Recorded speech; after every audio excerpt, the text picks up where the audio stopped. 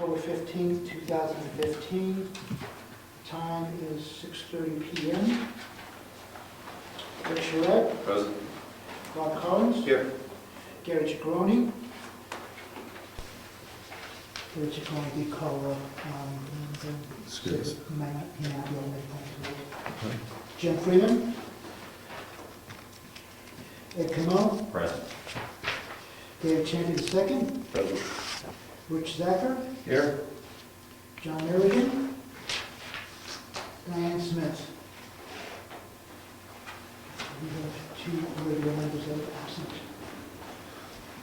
And no alternates, so we have a quorum? We have enough for a quorum, but then all. Okay.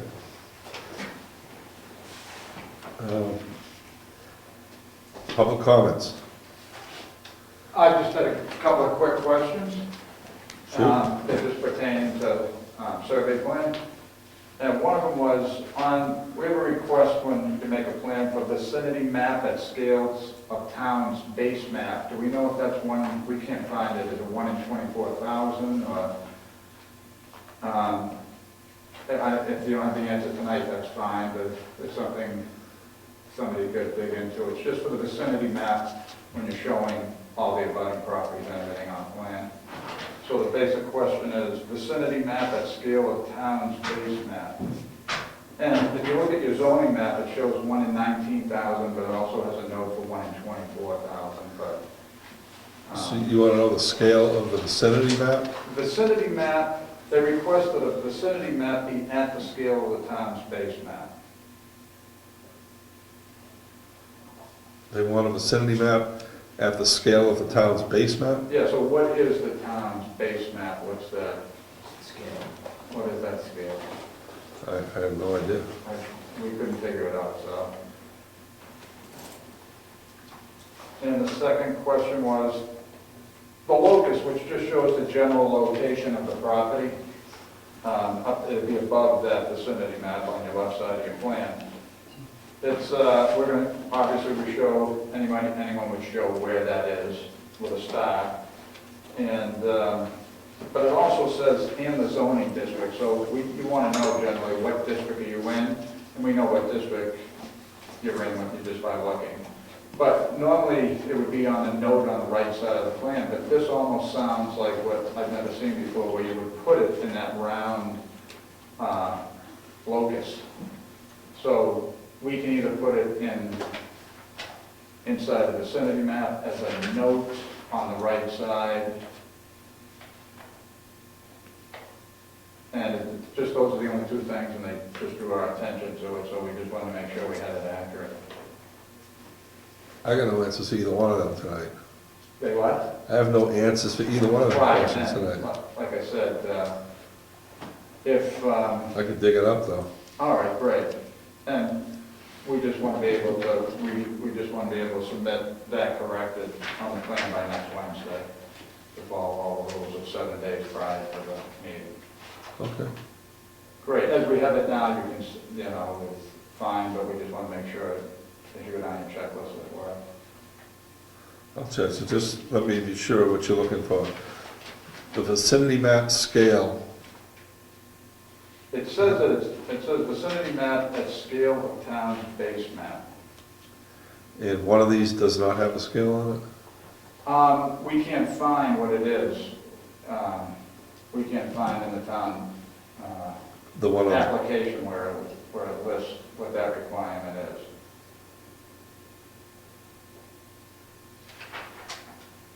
so you want to know what the requirement is for the Yeah, scale? what is the scale of the town's base map? Okay, And, I mean, the locus plan is up in the corner, and it seems to be asking for the zoning district. And we can certainly put it up there, but the locus is, it's a round, it's just a round up in the top left-hand Yeah. corner of any plan that shows approximately where the land is. And you put a star there. But normally you wouldn't put, hey, this is the AR1 zoning or the AR2 zoning. You would put that on a note on the right, but that's not what it asks for, so. Don't want to make it confusing, just want to make sure we have it right. see if I can dig it up. Yeah. Great. All right, give me a call. All right, Appreciate it. I will. All right, thanks for your time. Thanks, Chuck. All right, take care, guys. You too. Mr. Chairman, Yeah. can I suggest that when you find the answers to these questions, that we update the application Yes. with the more, with the clarification, with the, make it so it's clear what it is that we're asking for. Yeah, we don't go through enough of these, so every time we pick something up like that, we will Right. make it clear and put it on so we don't have to answer it again next time. Right? That's my thought. Awesome. All right, I'll take that on, find that information for him. Announcements. Oh. Diane, will you sit for Jim? Sure. Sorry, Okay. Mike. Oh, no problem. Do you note that, Judge? Yes, sir. Awesome. Announcements there, a letter came from New Hampshire DOT, Department of Transportation, Bureau of Planning and Community Assistance. This is about a listing of hearings, encouraging people in our organizations to attend and participate regarding transportation projects planned between 2017 2026 throughout the state. If you're interested in going to any of these hearings, they're open to anybody. There's a list here of the hearings. They've been going on for a while now. I think the next one locally is 10/26 at the San Juan Mill Public Safety Meeting. That's the closest one to us, but there's plenty of others. Anyone interested in attending, this will be in the room.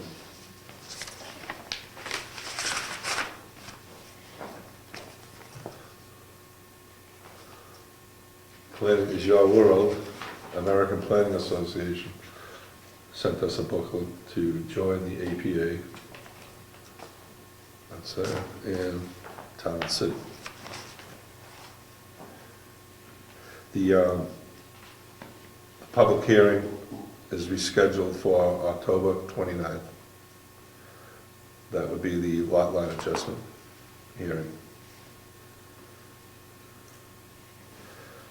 Review the possible minutes. I'm sorry, Mr. Chairman, before we, regarding the rescheduling of the hearing, what exactly happened that caused us to have to was it re-noticing the butters? Is that what's All the abutters were not notified. So they sent out a new mailing they cleaned up the list and sent out a new mailing to re-notify all the abutters. So rather than go forward with it and to make sure that all the abutters were notified, the landowner just suggested that he wanted to re-notify everybody correctly. Okay, so what happened in the process? I mean, did the rules of procedure say how to do it and it's supposed to be foolproof? Was the procedure not followed, or is there a hole in the procedures that let a mistake go through? I've got an opinion on that. In the past, George would put that list together of the abutters. It would then go to the assessor clerk, which was a different person, to review it. So if there was any errors in that process, we would catch it with another set of eyes. We now have George on both jobs, so no one's checking the work. And hence, he did what he told right, but no one was there to check it. So what? That's what's changed in our process. So the question would be, who puts another set of eyes on these documents before they go out?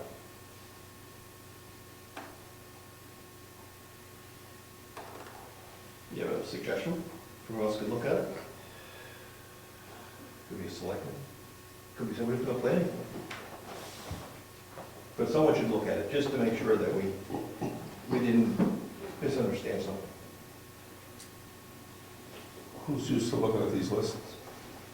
Used to be George and Right. Jessica. Right.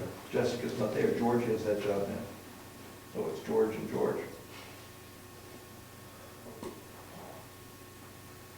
So the process that we have written down does call for two sets of eyes, but at the time, the eyes happen to be the same. That's right. Two positions checked. Well, I know So- George, I know George. and I Do you know think he that will was make the same cause? mistake twice.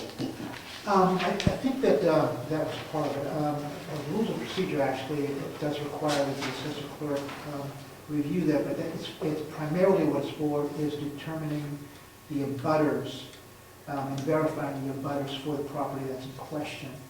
The truth is, we've never had an issue as far as the people not being contacted, and this is an unusual situation. It's not that the addresses of those abutters were not contacted, every one of them was contacted. What the issue was the exact name that is listed for that property was not contacted. In other words, alternate names were contacted. For instance, the first person that came to me, and this is what prompted it, was instead of the person being, the person was contacted by their name rather than by the corporation that their name was actually under. And the people that came to me were very accommodating, that wasn't the issue. Immediately after that happened, I decided to look at the other names that were on there. I found 7 other discrepancies, but they were more serious. In those particular 7 other discrepancies, what happened was one owner of the property was mentioned, but not both. Most of that was a husband and wife. And some people, even to this day, who are very high up in these kinds of regards, said that's not an issue, don't worry about it. The address was correct and they received it. However, I immediately notified the person who was applying for the wetland adjustment, which was Chuck. I told him I was concerned that this might be a litigation issue. He had contacted some other people, and he was also told it's not an issue until he contacted his lawyer. And he said that this was a possible litigation issue. So, you know, I honestly think that this may have probably happened before, but it wasn't an issue before. And It's just been picked up. this time it was happened to be picked up, that's correct, yes. So rather than let it lay and have it not, probably not an issue, he wanted to be sure. That is, especially after talking to his lawyer, that's right. His exact words was, his lawyer agreed with me. That's what he said. Now, Mr. Vice Chairman also contacted me and made some suggestions that maybe we should look at the rules of procedure and see where there are some gaps there. And I do have a couple of ideas on that. If you want to go over it now or in the future, just briefly, whatever you want to do. Let's put it on new business for next time.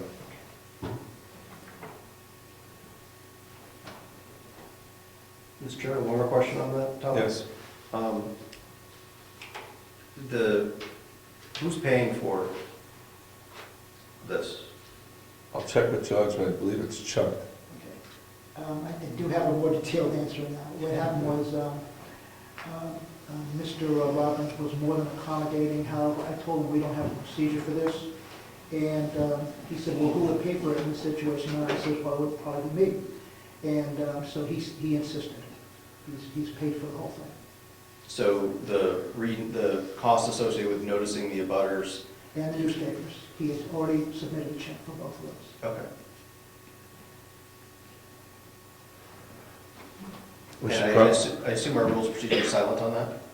Yes. Okay. And So we have that should had be an addressed issue. too.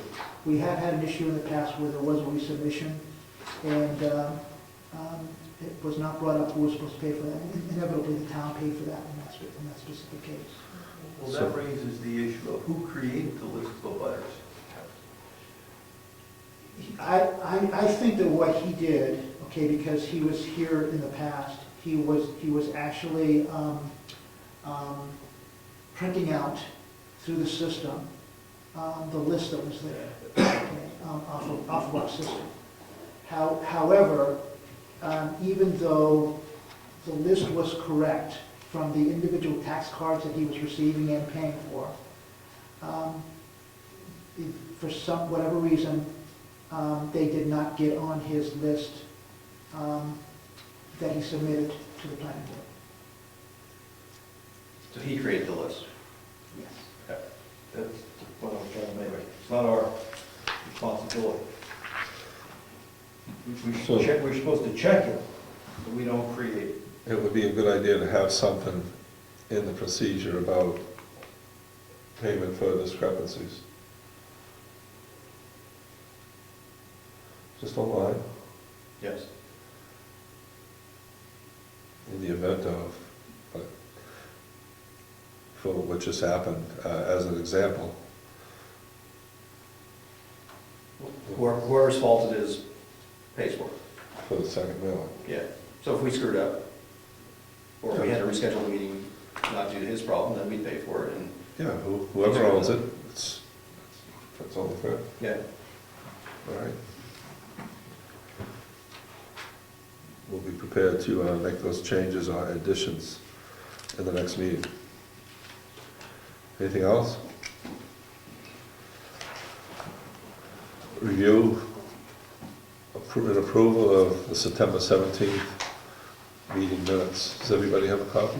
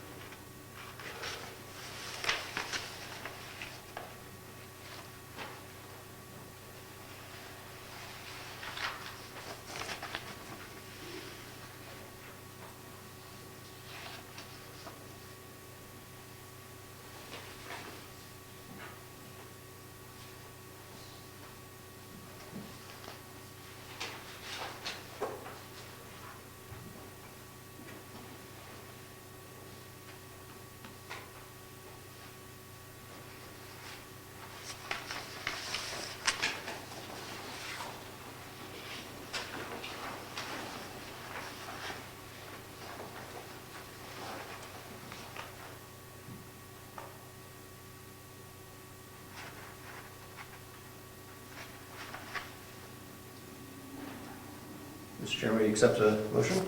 Yes. I move that we accept the meeting minutes for Thursday, September 17th, 2015, as written. Second. Discussion? All in favor? Aye. Aye. Opposed? Abstention? We had someone that wanted to discuss it. Oh, Mr. Chairman. Would you sneak up on? As well as myself. Okay. Did I go too fast?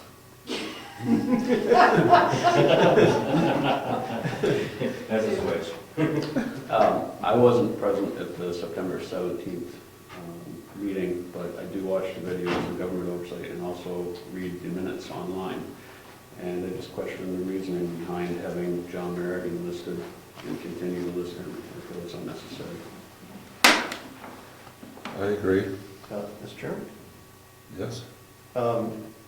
My thoughts on that are that, having read the RSAs, he is still an alternate to the planning board, even though he essentially never shows up. We made him an alternate, and unless he resigns or we kick him off, he's still an alternate through the end of his term. So unless his term is expired, I think we have to keep him on the list or take some affirmative action to get him on the list. But if we take action, we have to give him notice that we are going to take action. I don't recall what the procedure is, but I mean, there is a procedure, right? So I think that that's why he's still on the list, is because he is an alternate.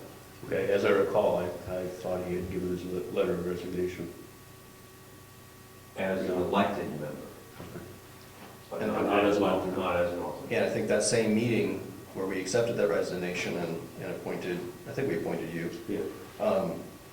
I think we also appointed him as an alternate, and George probably, if he doesn't, I mean, you can check the minutes, but I think that's what happened. Yeah, I think there was a time after that. I'll go back and review it, but I thought there was a time after that I that recall, Jerry had said something about.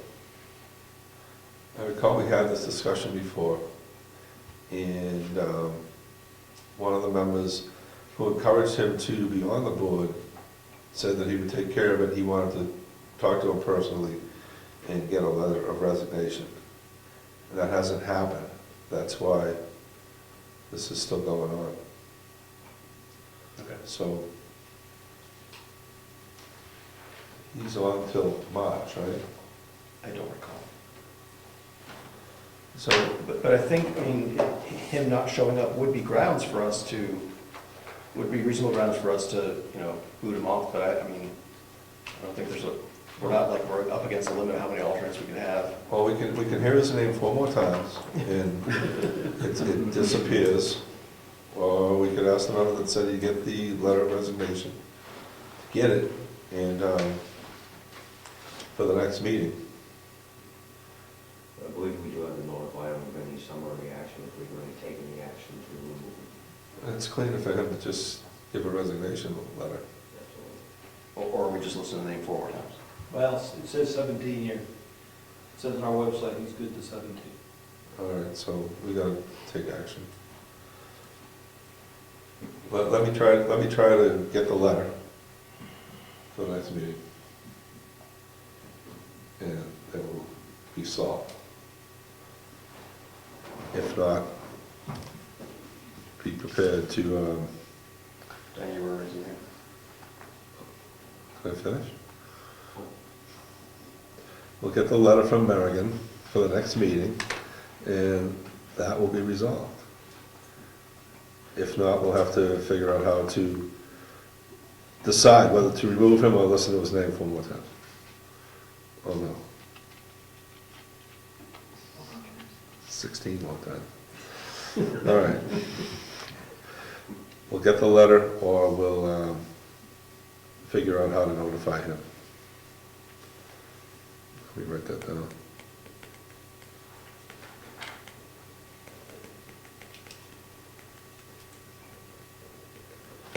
Okay, Diane? I clearly can no longer be Jim. Would you like me to be Gary? Oh, you can be, we can role play all you want. I just needed to know before I voted or not voted on the minutes. Would you note that? Because I said Jim just to, Yes, but I have, Jim Freeman did come in at 6:39. So if, you want to note it as of right now? That Yes. He is reinstated? And did you want Diane to fill in for the other regular member? yes. Thank you. That takes care of one of my points. The other ones, I apologize for my time. The first was to. Thank you.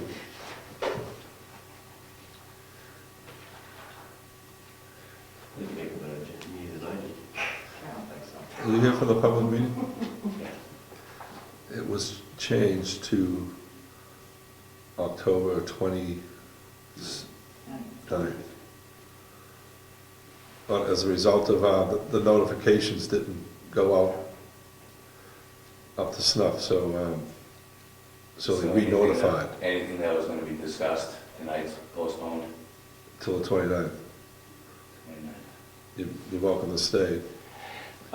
No, if you're not going to discuss the bond for David Gattadero, then Yeah, there's nothing for me to stay for. all I'm a right, builder, I just wanted to know if it was going to be approved or not.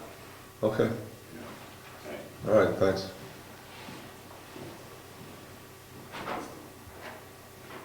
That was a different issue. I'm sorry, yeah, what? That was a different issue. But that's okay. All right, The code enforcement officer isn't here, so I'm not bringing it up. okay. All right, where were we? Approval of the minutes for September 17th. Member comments? Is the motion still on the table? No, we're in discussion. In discussion, yes, sorry. Any more discussion? All in favor? Aye. Opposed? Abstention? Yes, sir. Then it's approved.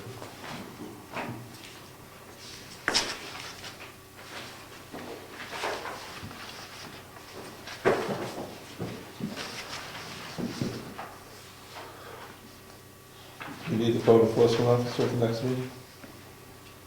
We don't need him. No, if he wants to come, he can come. Okay. If we have a gentleman come up to the first initial meeting, I'm asking. Suggestion. Stick to the paper. Old business. Letter A. Driveways.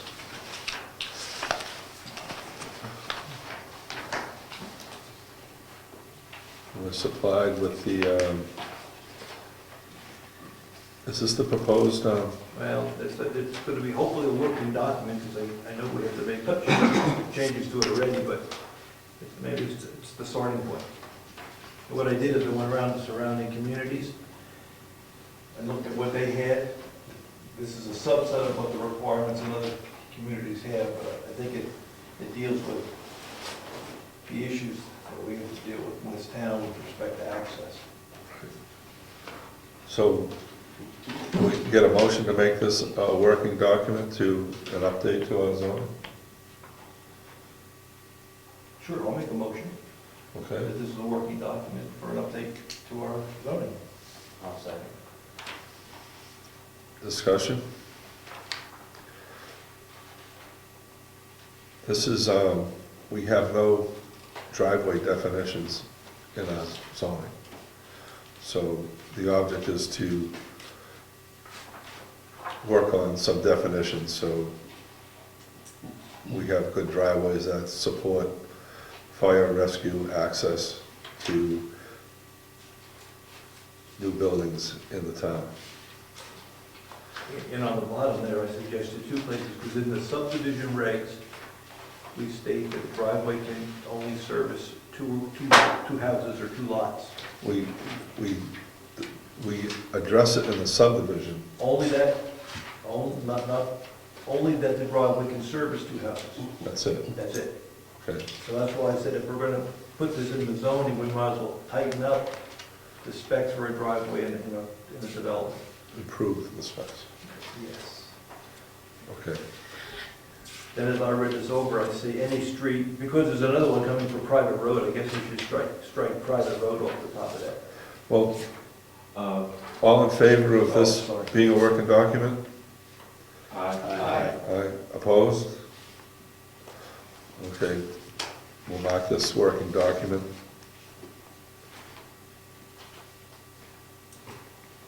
now we can discuss. No, driveways. We have in front of us a working document. And Dick, you mentioned that this already has some changes that you'd like to suggest or make? Well, just up top, it says any street or private road, and this is specifically talking about, oh, that's fine, I read them all. A private way that serves not more than 2 lots, access to any street or private road that must meet the following. Streets. Okay, so the definition of a driveway will be 1 or 2 lots. Okay, and these specs were drawn from surrounding communities? It's a subset of them, some of them not even more particular, but I was happy with just these. And why are they specifying widths, shoulders, weights, etc., rather than just cutting down some trees and smoothing out the ground? That's just accessibility for emergency vehicles.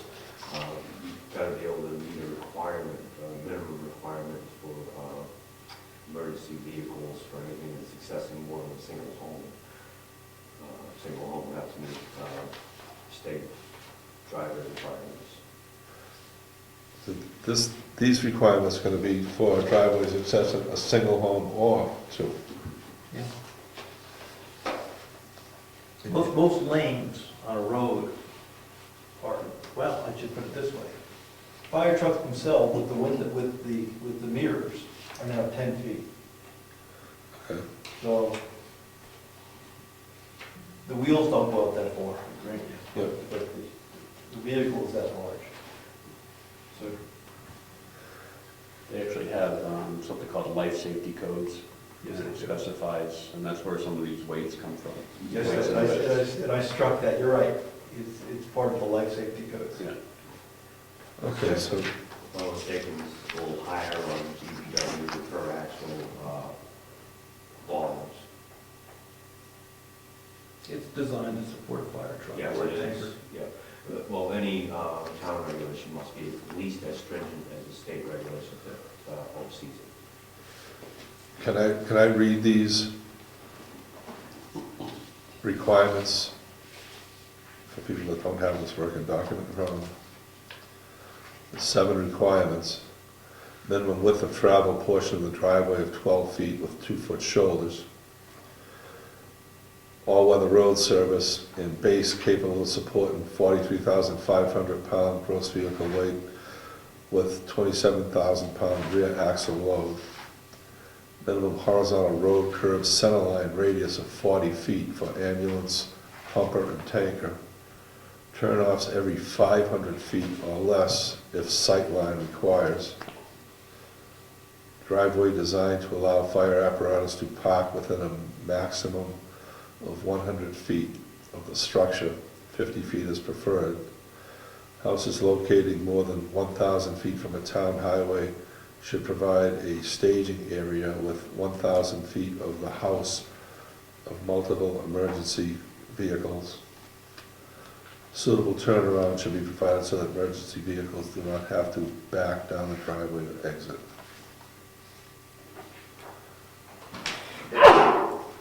So, did you see any height clearance Yes, specs? 13.6. And I have that on the road. When we get to the road one, there was a height recommendation of 13 feet 6. Should I go in the driveway? So far. State requirement for roadways is 14. Because I drive a 13.6 truck. The state requirement is 14 minimum for all power lines. Actually, all lines. discussed this with the fire department, actually years ago, because of where I live. He said the best thing you can do for me, for the fire department, with the condition of the road we have, is keep that brush back and trimmed high, because when they come down the road fast, they just start pulling stuff, it starts pulling stuff off the truck. Doing damage, so they say, give us some clearance, is what they want. Right. And that's easy for us to do on a private road, we just keep cutting it back and cutting it up. Yep. So that was their suggestion. And the state says, or the documents that I looked at said 13 feet, 6 inches. You might want to make it at 14, we can make it a little higher. That might save liability for access to other vehicles. I drive a delivery vehicle of my own, there are other vehicles that are in that range. You might want to, we could set it even higher if we wanted to. But road access, public travel ways, is supposed to be 14 minimum for any type of wires. The weight requirement is great, especially for propane oil delivery. That's about the weight you'd be running for a rear axle on an oil truck of 3,000 gallons, which is the average truck. Figure an 8 pound per gallon specific gravity. Does anyone object to adding a height to the driveways? If we're looking at these dimensions to support emergency vehicles, it doesn't make sense not to include the height of the vehicles. Because what good is a great roadbed if you got a big oak branch coming across at 8 feet? Good point. Yeah, it's not ideal if you have to stop and get out the chainsaw. While your house is burning down or whatever. Well, that's an extra add-on that people don't need. So let me give you some words. Okay. Minimum overhead clearance, branch, well, you can read it. You can lift some words from the private road. Number 4. It talks about minimum overhead clearance, branches, limbs, wires. I say 13 feet 6.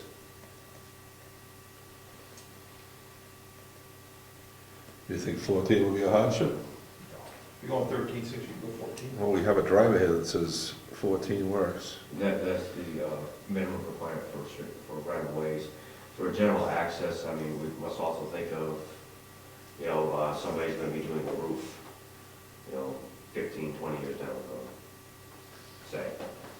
Well, at that point, That saves homeowner liabilities. well, at that point, they take the time to get out the chainsaw.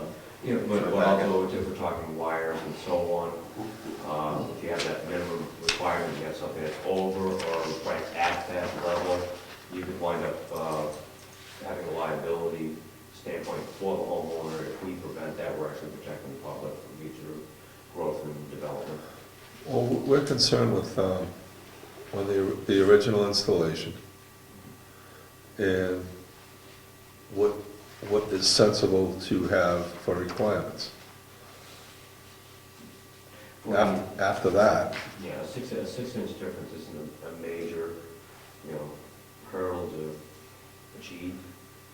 And it would be safer for everybody and meet the requirements. Anybody over that would be liability of whoever the driver is out there with the vehicle. that's beyond this board. But right now, for the initial installation, minimum overhead clearance, branches, limbs, wires, 14 feet. Mr. Chairman, Yes. can I ask for a little definition? Are we trying to define what is required for a driveway permit, or are we trying to define what a driveway is? Because a driveway permit, I believe we have other governing literature that tells us what's required to install a driveway. The zoning district determines the permit is to cut the driveway. And these requirements should be met before you can get a permit to install a driveway. You need the permit before you can meet the requirements. Right? I'm not an expert. I think our permits, you need a permit to cut into the road, and it defines how much clearance you have And Eddie uses that to determine whether the sighting of the driveway is adequate with respect to bends and visibility and stuff On the street. on the street. And then he talks about how wide it can be at the street, and it should come in perpendicular to the street. And that's all That's it. for sightlines. Yeah, that's all he talks about on in our driveway permit requirements, I believe. Okay, so that's, the driveway permit is separate. You get a permit, they check the sightlines on the street, et cetera, and said, okay, cut your driveway. Now, is the zoning, To get a CO, or to, that would be, if you built a house and you wanted a certificate of occupancy. you need to meet the zoning. Yeah. So then, these requirements would come into play. When the driveway is being built, this is the requirements they have to meet. Ed's main concern is the access to the public right of way. This would elaborate for, especially what we discussed in the last meeting, longer driveways, access to fire emergency vehicles, to actually expand on what we currently have, and I think would be a positive step. We have nothing. Yeah, exactly. We have made the state requirements that haven't followed. This would give them something a little more defined and work with. Well, that's one of the things that I wanted to comment on, is there are state requirements. The life safety code is one of them. DES codes is another one. Shoreline protection regulations is another one. Are we going to spell that out in this document here? Or are we going to rely on the RSAs that are currently written to define a driveway? I don't believe there's an RSA that defines requirements on a driveway. You're right, there are all kinds of codes. Do we, and I'm not sure there's any RSA that say we have to follow those codes. It would, if the RSA's pertain mainly towards access to the right of way, not so much for the individual's length of the driveway, the full length, but mainly the RSA's. But yes, you're absolutely right as far as access for emergency vehicles, but that is a very loose definer. And we should elaborate a little bit more to make sure that future when somebody builds a new house, everybody wants to move to Brookfield because it's a beautiful community, they could move into something that has liability aspects that they didn't foresee. It's kind of our job to make sure they're protected.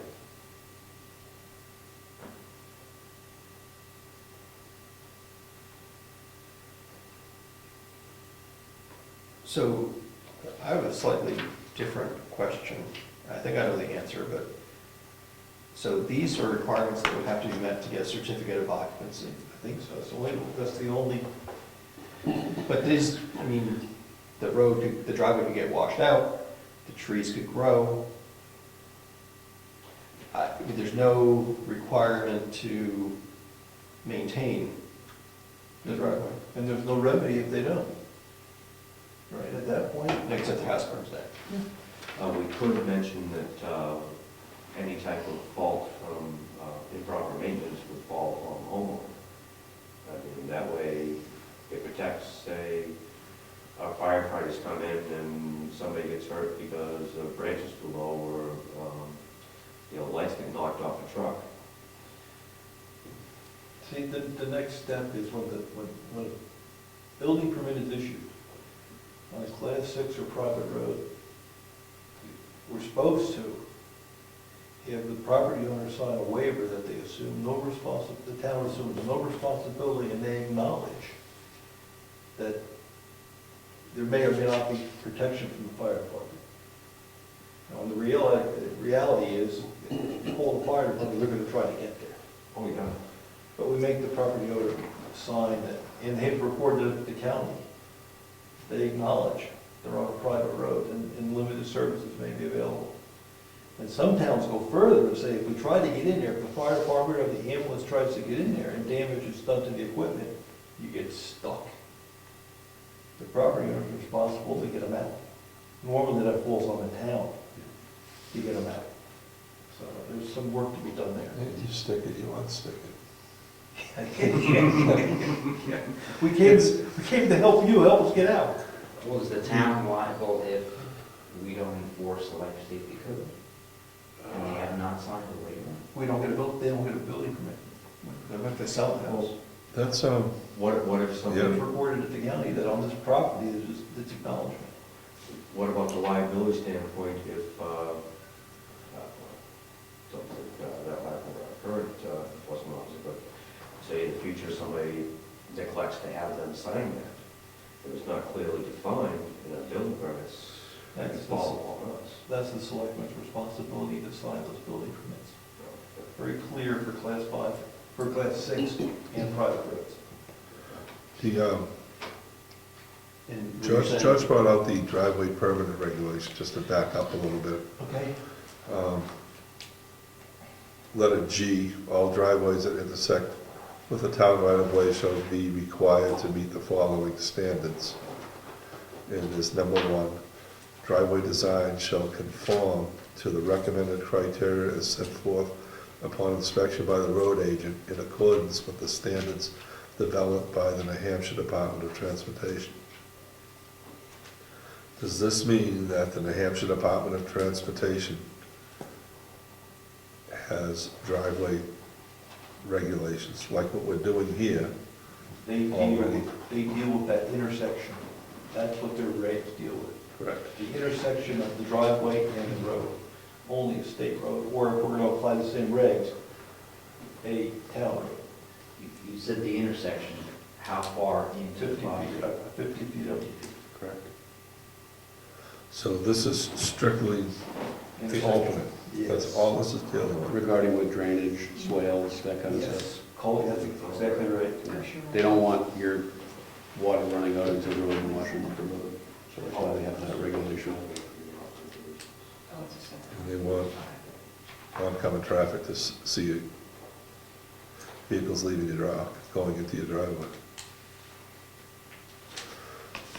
All right, then we need this. It was just a concern that maybe these driveway regulations were someplace else.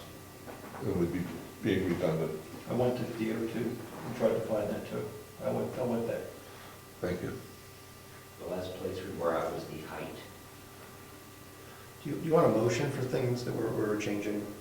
Yeah, it's a working document, so we can add things, right? I would move that we increase the height limitation.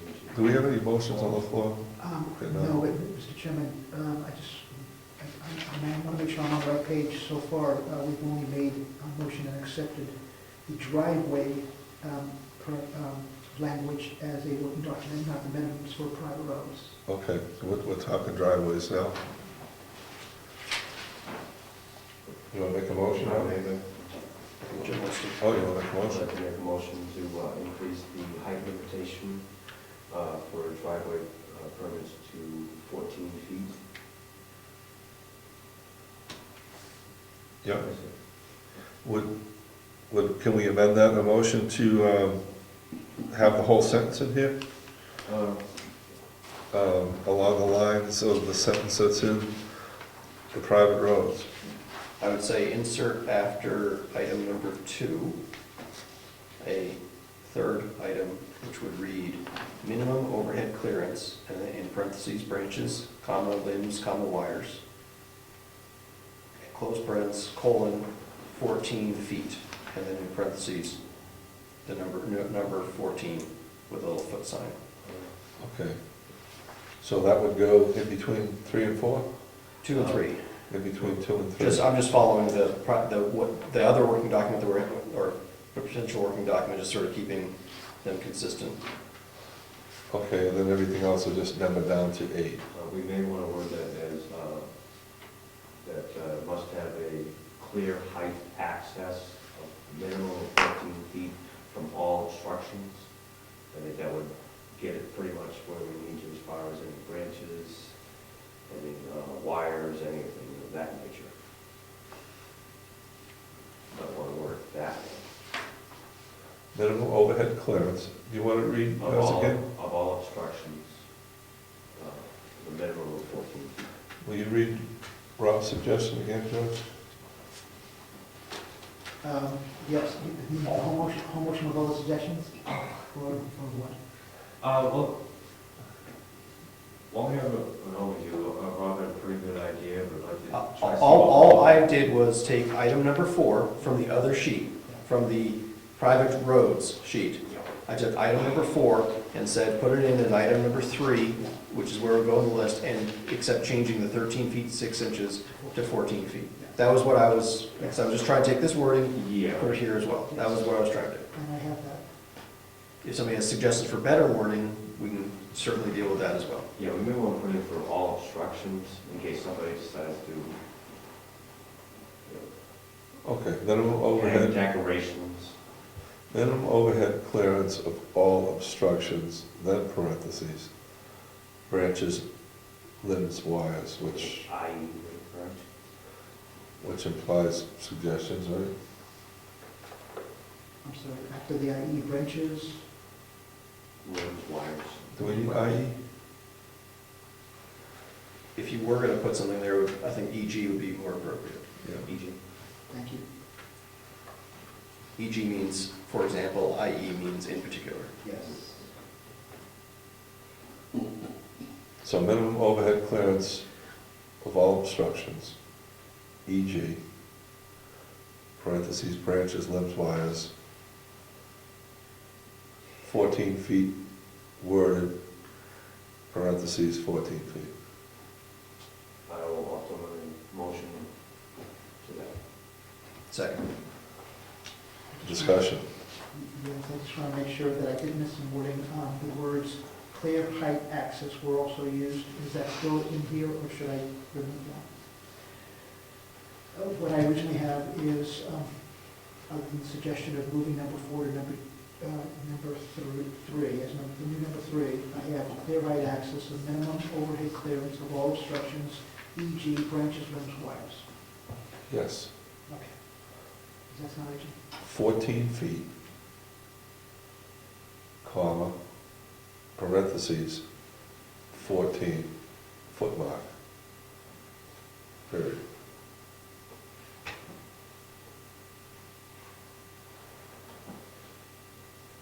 Right? Sounds right. Well, I mean, it's a working document. If we don't like the way that George types it, we'll change it next week, or next time. Yeah, I'd like to do it. All in favor? Aye. Opposed? Abstention? So you'll add that to the working document. Thanks, George. What? Question? I thought I saw a flash. We're not leaving this yet, so Okay. go ahead. If you're going through them item by item, then I'll wait. I have a question about number 5. Okay, well, we're not going item by, yeah, we're gonna go through all of them. I was gonna stop on, so, wait, okay, we'll get to 5. We're gonna go through all of them. Number 1, minimum width of travel portion of driveway of 12 feet with 2-foot shoulders. My question is, what is a shoulder by definition? Is that just clearance after the road bed? Push back the brush and trees? Good question. Just have to support the weight of Should the be a vehicle. support weight. I don't know. I don't know the answer to that. Any shoulder built on state ways are supposed to support the same amount of weight, doesn't have to be of the same material. It could be of a different material, it must be able to support the same weight as the general structure of the road. If they can't stay on the road at 12 feet wide, then Well, you got a 10-foot vehicle, that's still. it's but not quite as easy. In the middle of winter. Yeah, I can bring my truck by. These are driveways. These are not public roads. Oh, These yeah. are driveways. You've got a 10-foot wide tanker truck coming in an emergency situation. I'm sorry. You need a little bit of leeway. First, their driveways have a removed shoulder.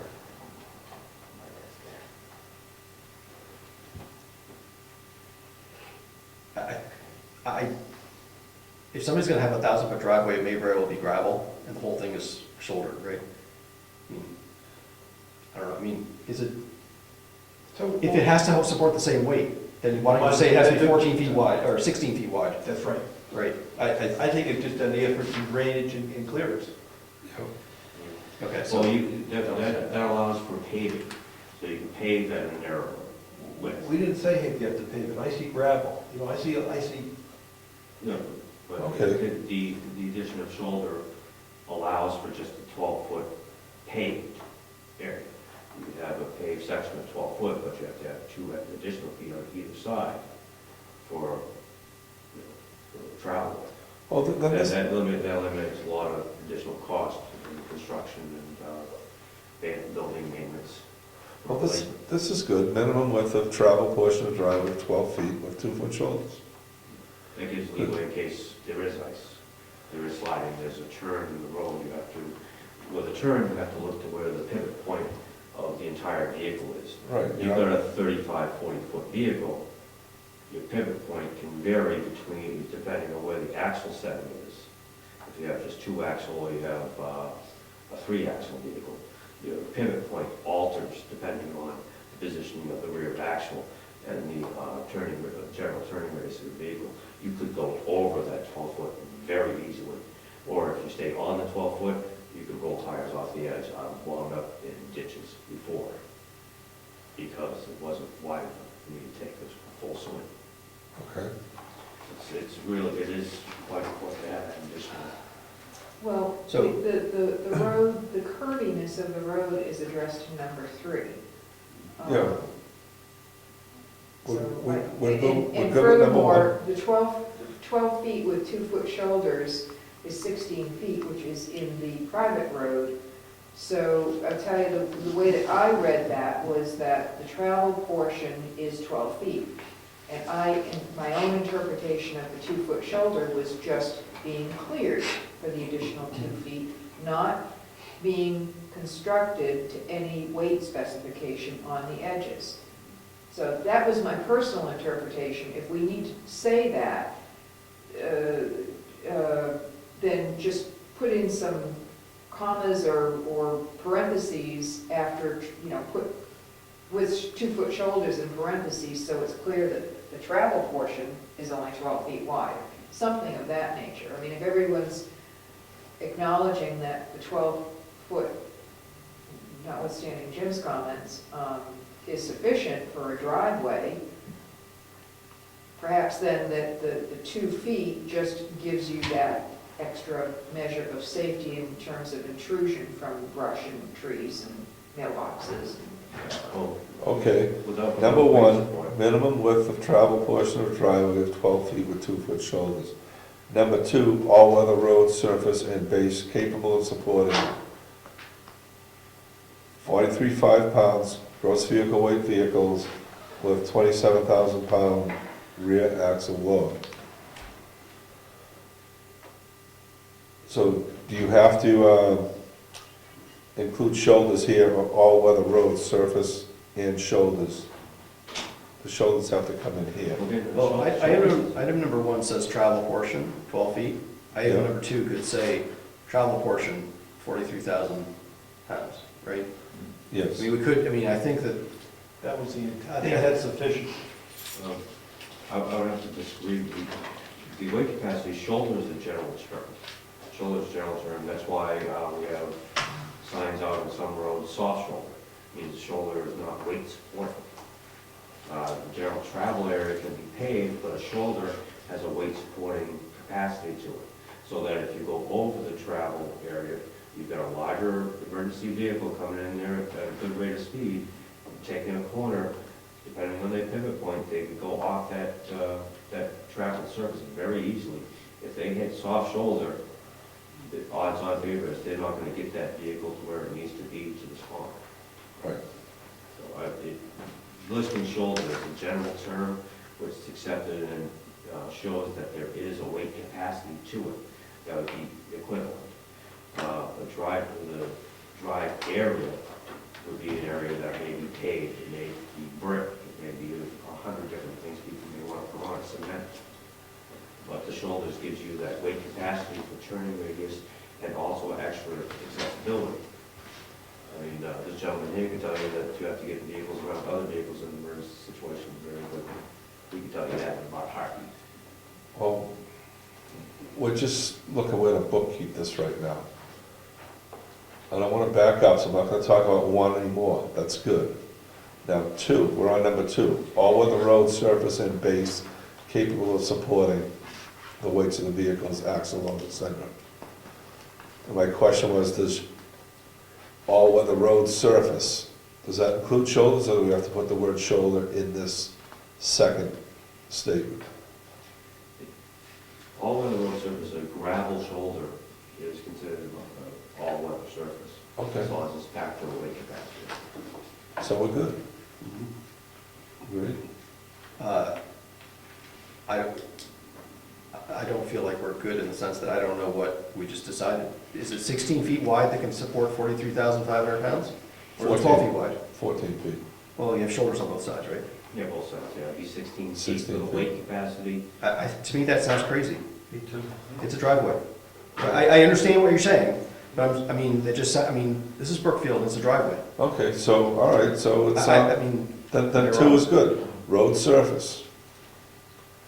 We could also further elaborate on that, road surfaces of excessive length.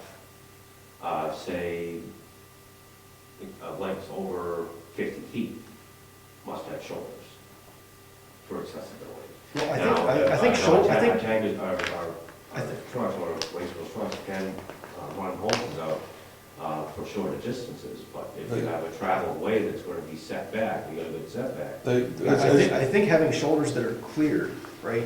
No trees, no stumps, no big rocks, right? That seems not unreasonable to say, have a 16-foot wide path so that if there's a turn, you're not, like, on your pivot point, you're not hitting a rock or a tree, right? You've got enough clearance on the two sides, but you aren't causing the homeowner to have to, create a road that's better than most of our roads here in town. Right? I mean, that just seems unreasonable. It's not so unreasonable when dual axle sinks in the side of the road and they're not getting there to put your house out. All right, time out. They'll save the salt. Time out. Instead of going by these one by one, I'm gonna read them all, okay? Because a lot of these things that we're sitting here talking about are answered further down the line. So number one, minimum width of travel portion of driveway 12 feet with 2-foot shoulders. Number two, all-weather road surface and base capable of supporting 43,500 pound gross vehicle weight with 27,000 pound rear axle load. Number three, minimum horizontal road curved centerline radius of 40 feet for ambulance, pumper, and tanker. 4, turnoffs every 500 feet or less if sight lines require. 5, driveways designed to allow fire apparatus to park within a maximum of 100 feet of the structure. 50 feet is preferred. 6, houses located more than 1,000 feet from the town highway should provide a staging area within 1,000 feet of the house for multiple emergency vehicles. 7, a suitable turnaround should be provided so that emergency vehicles do not have to back down to exit the driveway. That's all of them. Is there anything wrong with any of these? Yes. Rob, Okay, a couple, so, which ones have problems? number one, it needs a space before the word width. Number one. Any others? I don't know whether the weight amounts in item 2 are reasonable or not, I have no clue. Number 3, I think we should strike the 4 ambulance, pumper, and tanker. I don't think that phrase adds anything. It's to the standards. I assume that for number 4, the sightlines will be Eddie or the selectmen will decide, will provide guidance there. I think that seems okay. Number 5, does number 5 mean that if my structure is within 100 feet of the road, that I don't need a driveway and none of this applies? Yes. Or does this only apply for driveways more than 100 feet long? Does the whole thing only apply for driveways more than 100 feet long? That's my question. Number 6, located more than 1,000 feet from a town highway, is that as the crow flies, or is that following the length of the road? That's my question. I don't know the answer to that. Number 7, turnaround. I assume that that's only if the driveway is beyond a certain length. Right, you're not gonna, I don't think we would require a turnaround for somebody who had a 50-foot driveway. That's my feedback. So, I can go through those more slowly if we want to go at those one at a time, but. Does anyone else have any problems with any of these?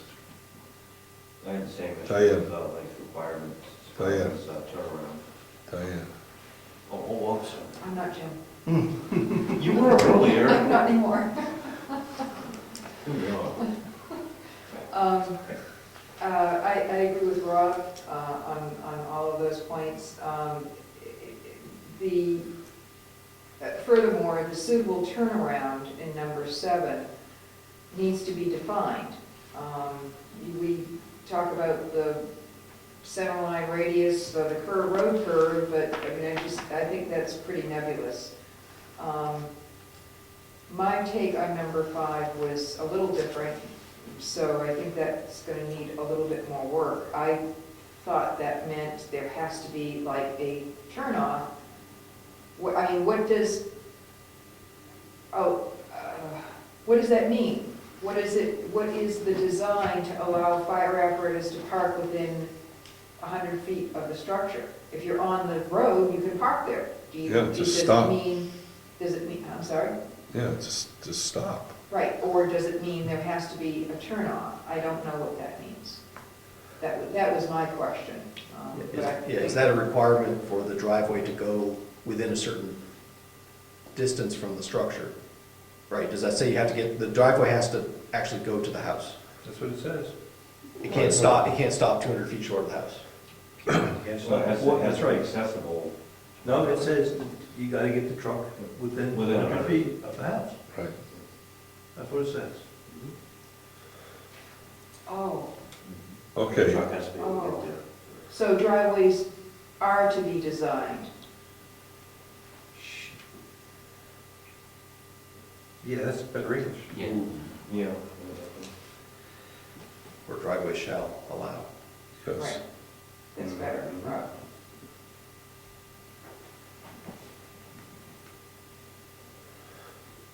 Jim, do you have a problem with one or more of these? I have the same comment on 7 that both Diane Okay, and Rob. thank you.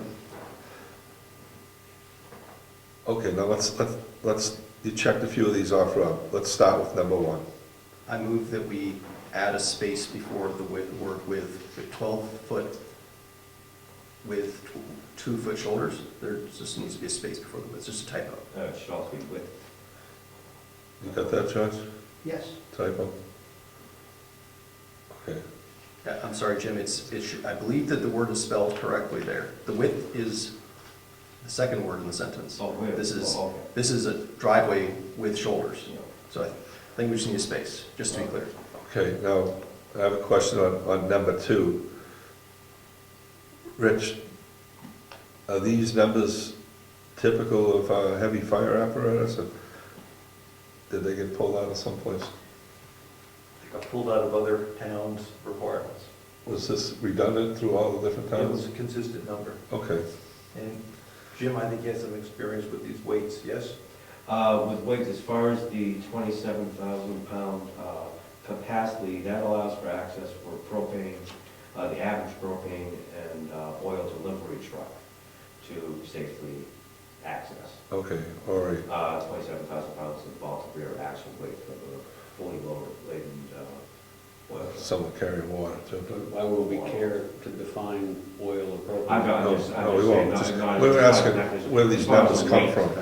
As far as the general weight. That's a all great right. explanation. That's why that heavy rear axle load is on there. It's not, it's more than half of the gross. everything okay with the wording on number 2? Well, I thought that there was concern about defining what the all-weather road surface would be, the travel portion. Wasn't there a discussion about that? Yes, there As was. opposed to it including the shoulders. So the road, okay, So the road travel surface. but I guess all-weather road surface I guess that's a term. The all-weather road surface, Must be capable Well, of the support. all-weather demo may not be, but, something like, road surface and base must be capable of supporting, and leaving out the all-weather is pretty much a given. Anything Yeah. that holds that type of capacity is going to be good year-round. okay, so really, back to the shoulder thing, which we didn't really clarify in number 1 as to whether or not there's going to be any weight requirements. And so if we put on number 2, the travel portion of the driveway Shall have shall and, have. have an all-weather road surface, Right. blah, blah, blah. I would suggest that we add the words at the beginning. Right. The travel portion Yes. of the driveway shall have an all-weather road surface and base capable of supporting. That way, we tie the travel portion to the 12 feet, so we have a 12 foot wide that can support the 43,000 pounds. Excellent. I would disagree with that as far as the overall capacity. Shoulders should have a weight capacity, otherwise you have soft shoulders and possible sinkage with a 40-laden truck under it. Maybe on the second swag, but right now, this is just a driveway. You get that, Judge? No, Will you, Do you want to do, so I think I made a motion for number 1. yes, I don't know if it got seconded. no. I'll second number 1. So that was just adding this, that was just fixing a typo. Oh, we're gonna make a motion for every one of these? That one I don't think is so important. This next one, I think that there's some disagreement about it. Okay. I think, Motion's on the table for number 1. All in favor? aye. Aye. Opposed? Carries. Okay, Mr. Chairman, I'd make it for number 2, I would make the following motion, that we add at the beginning of the sentence, the words, "the travel portion of the driveway shall have an," and then it will go as the existing words, "all-weather road surface," and so on. Okay. With the, and just to clarify, this is not part of the motion, just to clarify what my intent would be to make it clear that by saying travel portion, that we're talking about the 12-foot wide part of number 1. I'll second that. All in favor? Aye. Opposed? Nay. Okay, carries. Number 3. I move that we strike the words "for ambulance, pumper, and tanker" from the sentence. Second.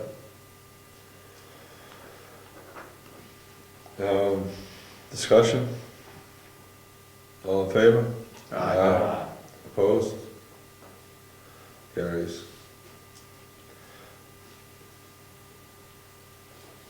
Is everyone okay with number 4? Now, there's going to be a new number 3, which is that minimum overhead clearance. Do we want to do that in order? That's already been done. Okay. Right, Judge? Yes. Okay, so when we see this document after it's updated, it will be in there. So for clarification, the numbers that are already on there. Number 5, driveways designed to allow fire apparatus. Was there a word change in there? Yes, I move that we strike the words "designed to" and replace them with the word "shall." Shall, So it would read, "Driveways shall allow fire apparatus to park within a maximum of 100 feet of the structure. 50 feet is preferred."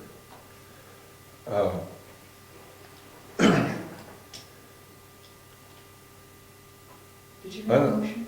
I think I did. You did, you I did. tried. Discussion is, Diane seconded. Diane just seconded, yeah, she seconded. Remember that. Discussion. This loose language, 50 feet is preferred, does that have to be in there? Well, I made a motion to change design to shall. I think Yep. maybe there's room for, maybe separate motions. Maybe Well, we some- can make an amendment if we agree Sure. that, maybe that's okay to be in there, I'm just asking. It's loose language, 50 feet is preferred. I agree it's loose language. I'm not sure that 50 feet is preferred, it means anything, Oh, right? I mean, if I read that, and I didn't want to do 50 feet, I'd say, yeah, I'm not doing 50 feet. Well, we might put in, to park, no less than 100 feet from structure. well, within a maximum of 100 feet. So it's saying that you want the apparatus to be able to get within 100 feet. Yeah. No more than 100 feet of structure. So you're So- suggesting that I amend my motion to also strike the 50 second, feet the is second preferred, sentence? yes. I will amend the motion to not only replace design to with shall, but also strike the sentence 50 feet is preferred. Second the amendment? Second. Diane would have to alter the second. Yes, She would have to alter the second. Second the amendment? he seconded. Okay. Yeah, we would vote on, I'm sorry, I'm It's an confused. alteration to the original motion, so you would have to alter your second. no, that we have to vote on the amendment, so somebody else could second the amendment, and we'd vote on that, and then we would vote on, That would potentially, well, I'm not saying that it does, but would potentially change her second to the original motion. but if the majority votes to do the amendment, then that's, I think, the idea is that's an implied second. Will you withdraw your second? Sure. Will you amend your motion? Okay, so I withdraw my motion. Mr. Chairman, I move that for number 5, we replace design to with shall and remove the sentence that reads 50 feet is preferred. Second? Second. All in favor? Aye. Opposed? Carries. Number 6. Mr. Chairman, on number 5, I have one question. It said, I'm sorry, I didn't want to muddy the waters. My question is, it says the structure.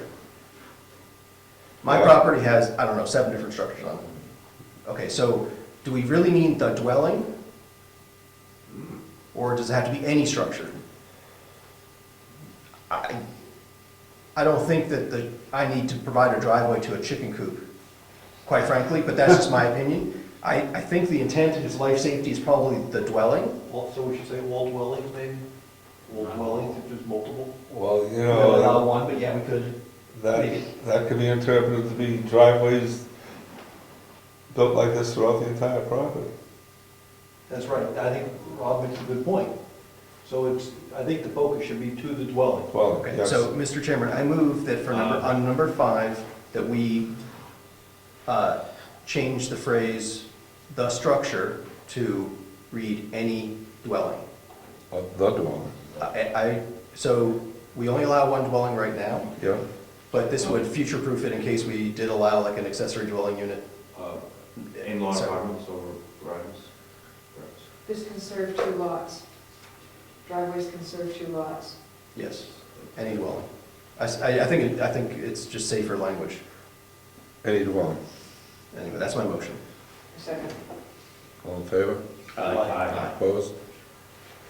Carries. How does 5 read now, Judge? Okay, we have, Driveways shall allow fire apparatus. okay, the last motion was that number 5 replace the wording "the structure" with, quote, "any dwelling." So, Mr. Chairman, I believe it reads now, driveways shall allow fire apparatus to park within a maximum of 100 feet of any dwelling, period. Great. Number 6.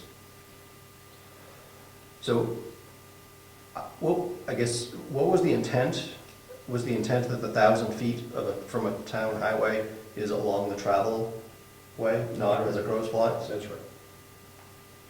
Is that obvious to everyone but me? Yes. Okay.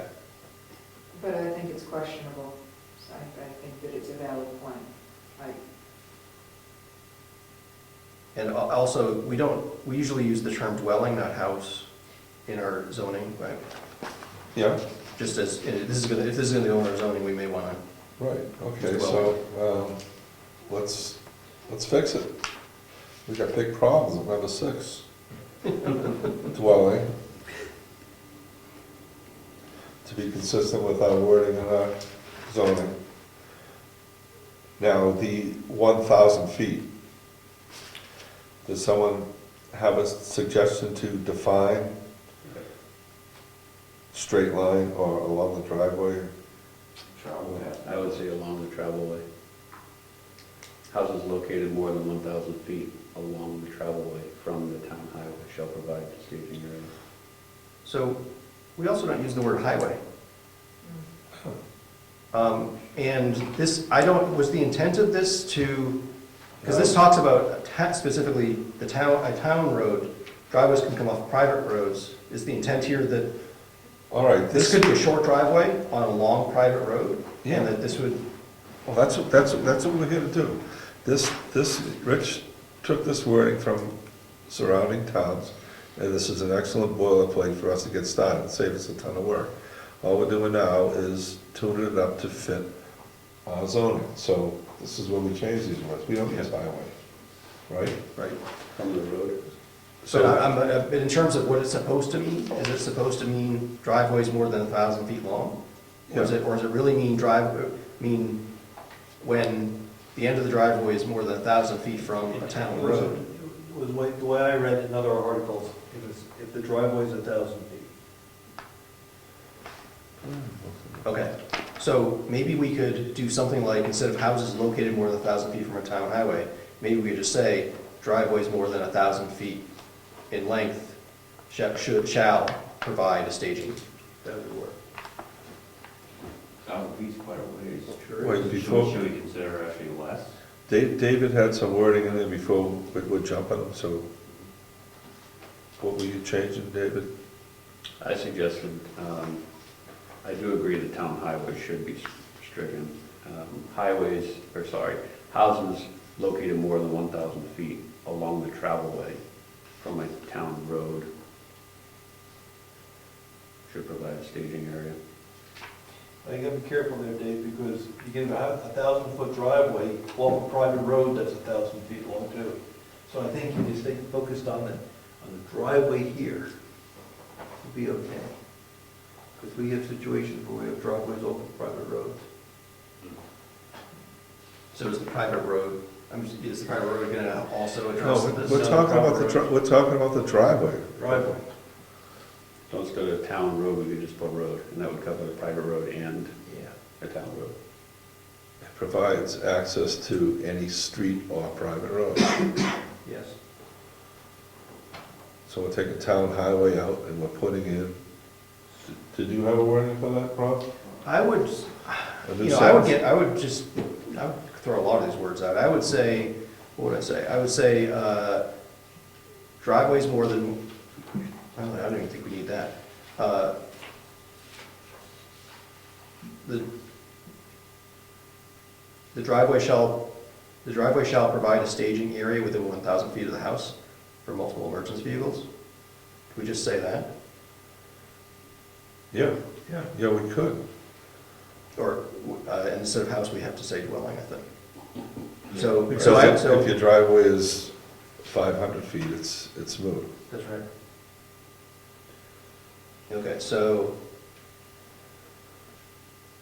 Mr. Chairman, I move that we change number 6 to read, the driveway shall provide a staging area within 1,000 feet of any dwelling for multiple emergency vehicles. That actually covers the line 5. That's what we're on. We're on 6. Oh. 1,000 feet from the dwelling covers what we just. No, staging area for multiple is in 6. Yes, I think they're different. different. George, did you get that? The driveway shall provide a staging area within 1,000 feet of any dwelling for multiple emergency vehicles. Yes. Okay. I also have a problem with multiple, I guess. It's not very specific. Should be 3, 4, 10. Well, we can't define what they need at this structure fire, imaginary structure. But we're trying to define what So the we're saying homeowner is multiple. supposed to be prepared. Multiple is more than one, right? Okay. Is it just up to Eddie to guide them? Yeah, how many we got? Well, with mutual aid, a lot. And who's going to define what a staging area is? I have no idea. I think our building inspector probably does have an idea. I think the question would be, how much, is it supposed to support 3 fire trucks, 3 full-size fire trucks, and an ambulance, or is it supposed to support 10? And again, they're saying should. Well, no, my proposed wording is shall. Okay. The driveway shall provide a staging area within 1,000 feet of any dwelling for multiple emergency vehicles. Is that staging area supposed to be made like the road surface? Or is it just a clearing? Have to be way barren area. That's, I just don't know how it would be defined. Like, does somebody have to create a little extra square of their driveway? That's what they should do. Yes. That's what they really should do if you're gonna have, if you have multiple, mutual aid, you bring 3 or 4 fire trucks, they all put into the scene, they stage. Yep, because one's gonna go up, they're gonna empty out, they're gonna get out of there, the next one's gonna go in while they go refill, right? So we're gonna we're gonna make people have to build parking lots Yeah. onto their driveway. Within 1,000 feet of their house. It's gonna be easier, just let your house burn. You're on candid camera. Main lines too. Now, 1,000 feet's a long way. Now, we should have 2 turnouts within that 1,000 feet, At based least on, one. based on, At least one. well, we got a turnaround at the structure, and then at 500 feet and 1,000 feet, we've got turnouts from number 4. Turnout supposedly would, I would think, support a large vehicle. Yes. So, You just have to expand one of those, right? I don't know, I would think. Well, I made a motion, I don't know if anyone seconded it. No. We should probably Can you discuss. repeat your motion? Yes, my motion is to make number 6 read, "The driveway shall provide a staging area within 1,000 feet of any dwelling for multiple emergency vehicles." I'll second Discussion. We have to define what the staging area is gonna be. And we're gonna say, well, what do you mean by a staging area? Clearing, gravel? Is it weight bearing? What does it have to be? And if we don't, then. Okay, we're gonna need help on that next meeting. So So do you want to deal with this motion now and Yes, I then want- revisit next time? I want to deal with it now and revisit staging area next time. We could change it again with another motion next time. Absolutely. All in favor? Aye. Opposed? Carries.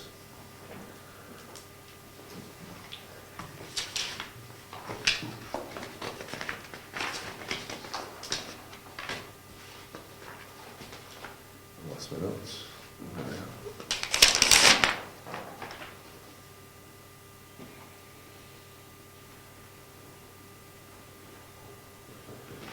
Okay. Number 7. A suitable turnaround should be provided so that emergency vehicles do not have to back down to exit the driveway. And that could be part of the staging area. Because the staging area could be the area that could be able to turn around. Could be, Then that would handle the light. could be. We're not talking about staging areas now. This is down at the house. Turnaround area. What's that, like a T? Anything. It could be an offshoot halfway down the driveway where you can back in and come out facing the Yep. road. Okay. Be anywhere along the lane. Is that reasonable? I think that on a long driveway, having capability to turn around within I don't know, 500 feet. I don't know how long, far it is, it's reasonable to back down. I don't think having to back down 2,000 feet of driveway is reasonable. What's reasonable to back down, in your opinion, driver? As far as back down, you gotta have, again, you got the turning radius.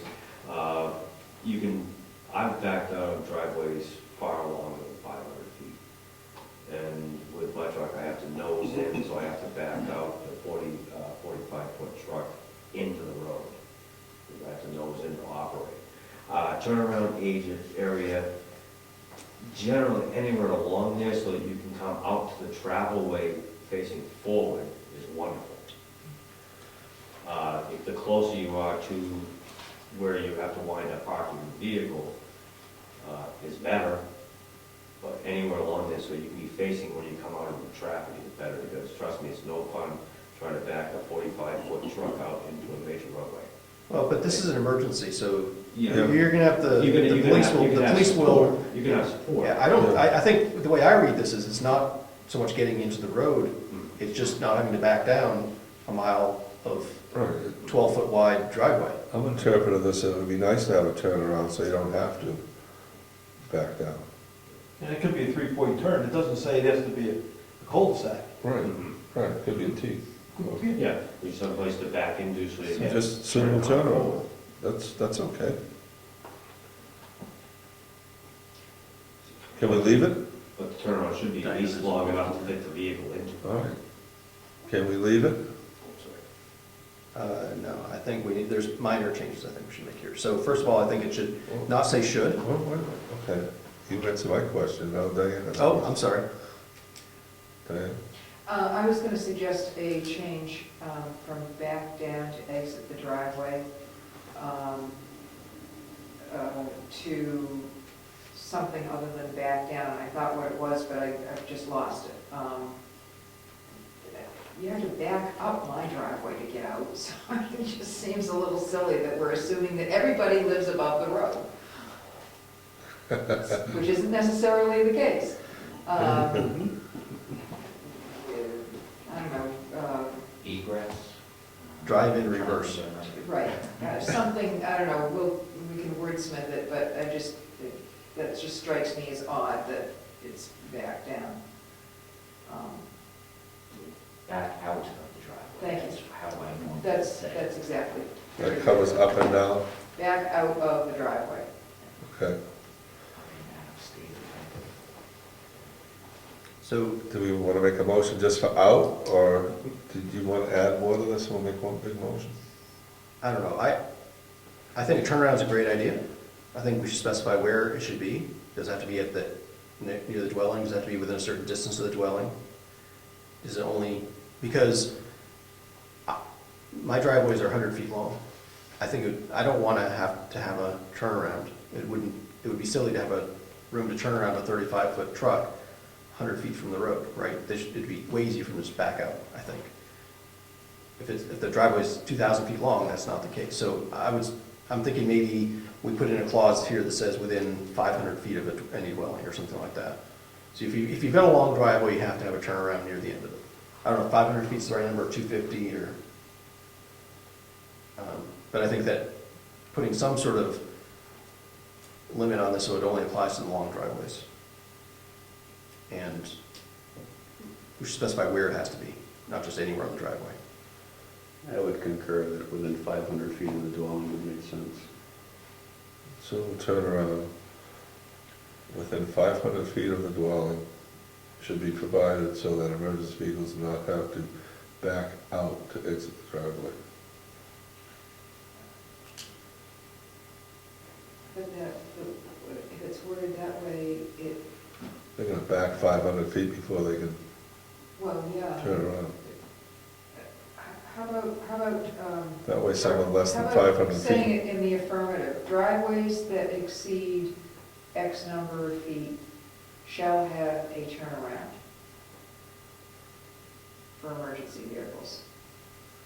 Okay, Within 200 feet of the house, 200 feet of the dwelling. driveways that exceed,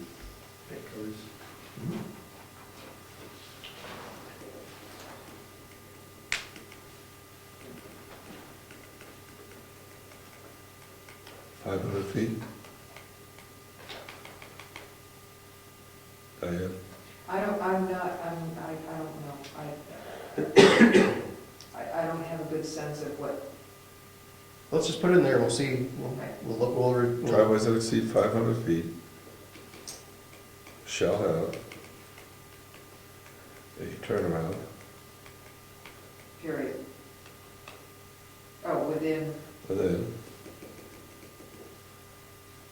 250 feet of the house, of the dwelling, Any dwelling, just to be consistent with the other. of any dwelling. Okay. Second. Who's motion was that? Ours.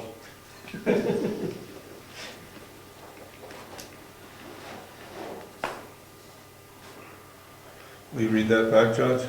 Yes, Dianne Smith made a motion that that's for number 7, that states the following: driveways that exceed 500 feet shall have a turnaround within 250 feet of any dwelling, To exit the driveway. to exit the driveway. no, like, no. Oh, okay. Yeah, I think you just, It's superfluous. Uh-huh. Agreed. Mr. Chairman, I don't think that Diane made that motion. Okay, so, No, I just wanted to get it read back. Yeah. I think we need to know who made the motion. Correct. You just did. Who made that motion? You did. there was really no official motion. I made the There's motion. no motion. I made the motion. There's no motion. I made the motion. Okay. Did you? Yes, want to read it back? Let's throw the motion in the air and Second. fight over it, how's that? Who seconded it? I just seconded Yes. it. Dick made the motion, and it reads, number 7, current 7.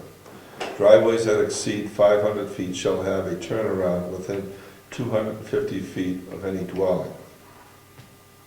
All in favor? Aye. Opposed? You opposed? No, sorry. Thought you were moving along. Okay, moving along.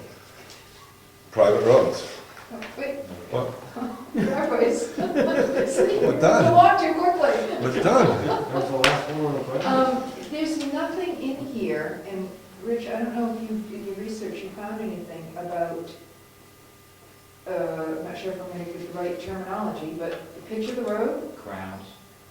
Not so much that as, I mean, are we having emergency vehicles going up slopes that are, I mean, I dealt with that on the roads, right? And it's a driveway. It's a driveway. And that's where I drew the line. I mean, it's driveway, maybe it needs the approval of a fire chief or something like that to deal with the steepness of a road. Because they can bottom out. I mean, when they hit it, if it's too long, they're gonna scrape. Let me ask that one too then. well, I was thinking, I mean, just, See, on the roads, I have number 8, provide that all grades and changes in grades can accommodate a 35-foot long vehicle. And then it's 6 to do with the crown. Yeah, that's right. It's a driveway, so how much, do we want over-engineering the driveway? Oh, we're not engineering anything here. Ah. This is, we're coming back to this with questions to the experts. I think Diane's question is pretty reasonable though, It because is. you could have a 1,000-foot driveway that has turnarounds, all that other stuff, but it doesn't matter if the grade doesn't allow the fire truck to get in more than 40 feet into your driveway. We've And that addressed, They do have very low extent. We've addressed some of them. And that would be number 8. but not grades. If we want to lift number 8 and put it in there, because that deals with grades. I think we'd also have to deal with the crowns as well, right? Sure, you're right. And they're high, I mean, fire trucks are high, but you don't want ruts. That's what crowns deal with, ruts, right? Do you want to put grades and crowns in here? Well, we should at least question that, because if you have a 1,000-foot driveway and you cannot get the truck all the way up to where you have to put the fire up, then it's gonna be a problem. Even those wide enough. To the crown and the, what do you call that, the crown and the Swale. pitch? Yeah. Swale. Swale. Has anyone been on Route 11A in Guilford? Some of those houses that just go those driveways are pretty steep. You see the roof of the house when you drive by on the road. I'll take 1,000 feet though. No, but still a driveway. They can hit the street and hit it from the road. Yeah, well, they'd probably, in a case like that, they'd probably just run hoses, right? Because it's close enough that. Right. They prefer to be on the road. They don't want to be on the driveway. Set up stage right in the middle of the road. Absolutely. So no houses can be built further away from the road. 100 feet. Wherever a fire hose can reach. So do we want to deal with that on the driveways tonight? I don't. I want to have an expert in the room when we talk about grades and crowns. We can add it, we can put it in, and maybe take it out. Okay, I'll make a You wanna motion, I'll make a motion that we add 6 grade roads to eliminate the crown over 6 inches and 8 from the private roads into our driveway. Second. Discussion? Will you add that over, Judge? Yes. Oh, wait. All in favor? Aye. Opposed? Judge, will you add that over? Thank you.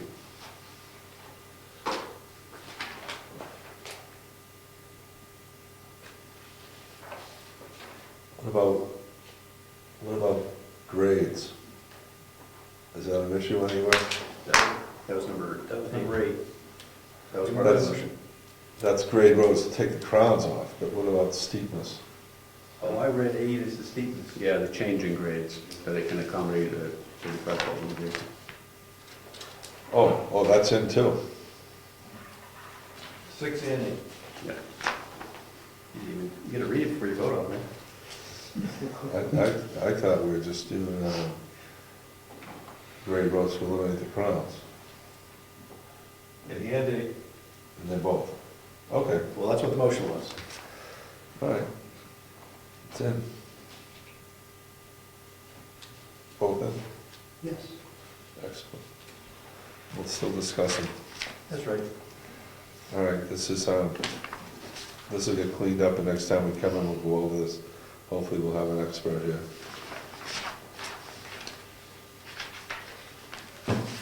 Moving on, private roads. Proposed parameters for approved private roads. Mr. Chairman, I'd like to make a motion to accept this minimum for private roads as a working document. Second. All in favor? Aye. Opposed? Document accepted.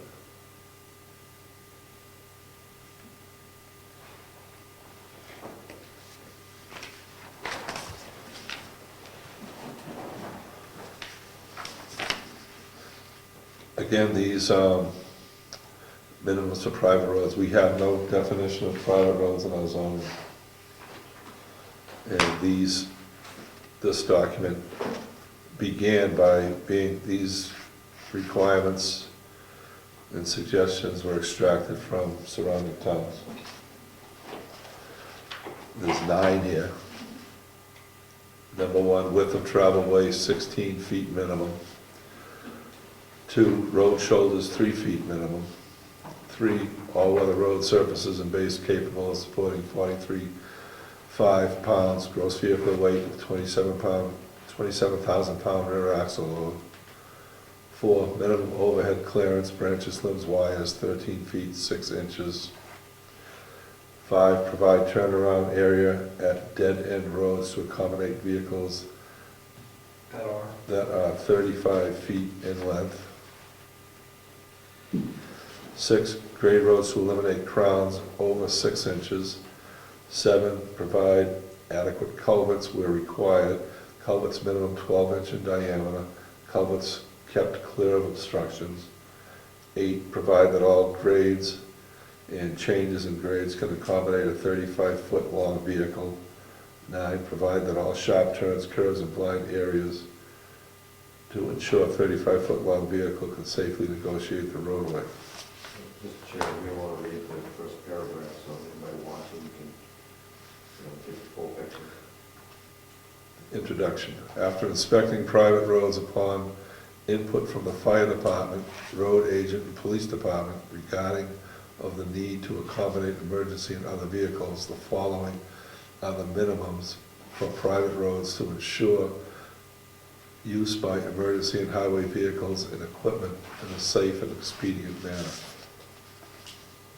Mr. Chairman, Yes, regarding of the need, is that right? probably not. Make a suggestion. And police department regarding the need to accommodate. Well, can I ask a question about that? Is that an explanation of where this came from, or is that intended to go in the zoning ordinance somewhere? I think we need an introduction to it somehow in the zoning ordinance, right? What is, Say, A private road meets these minimum requirements. is this sufficient? yeah, That's what I would write. All right. so this paragraph it explains where this originated. Yeah, we don't need it.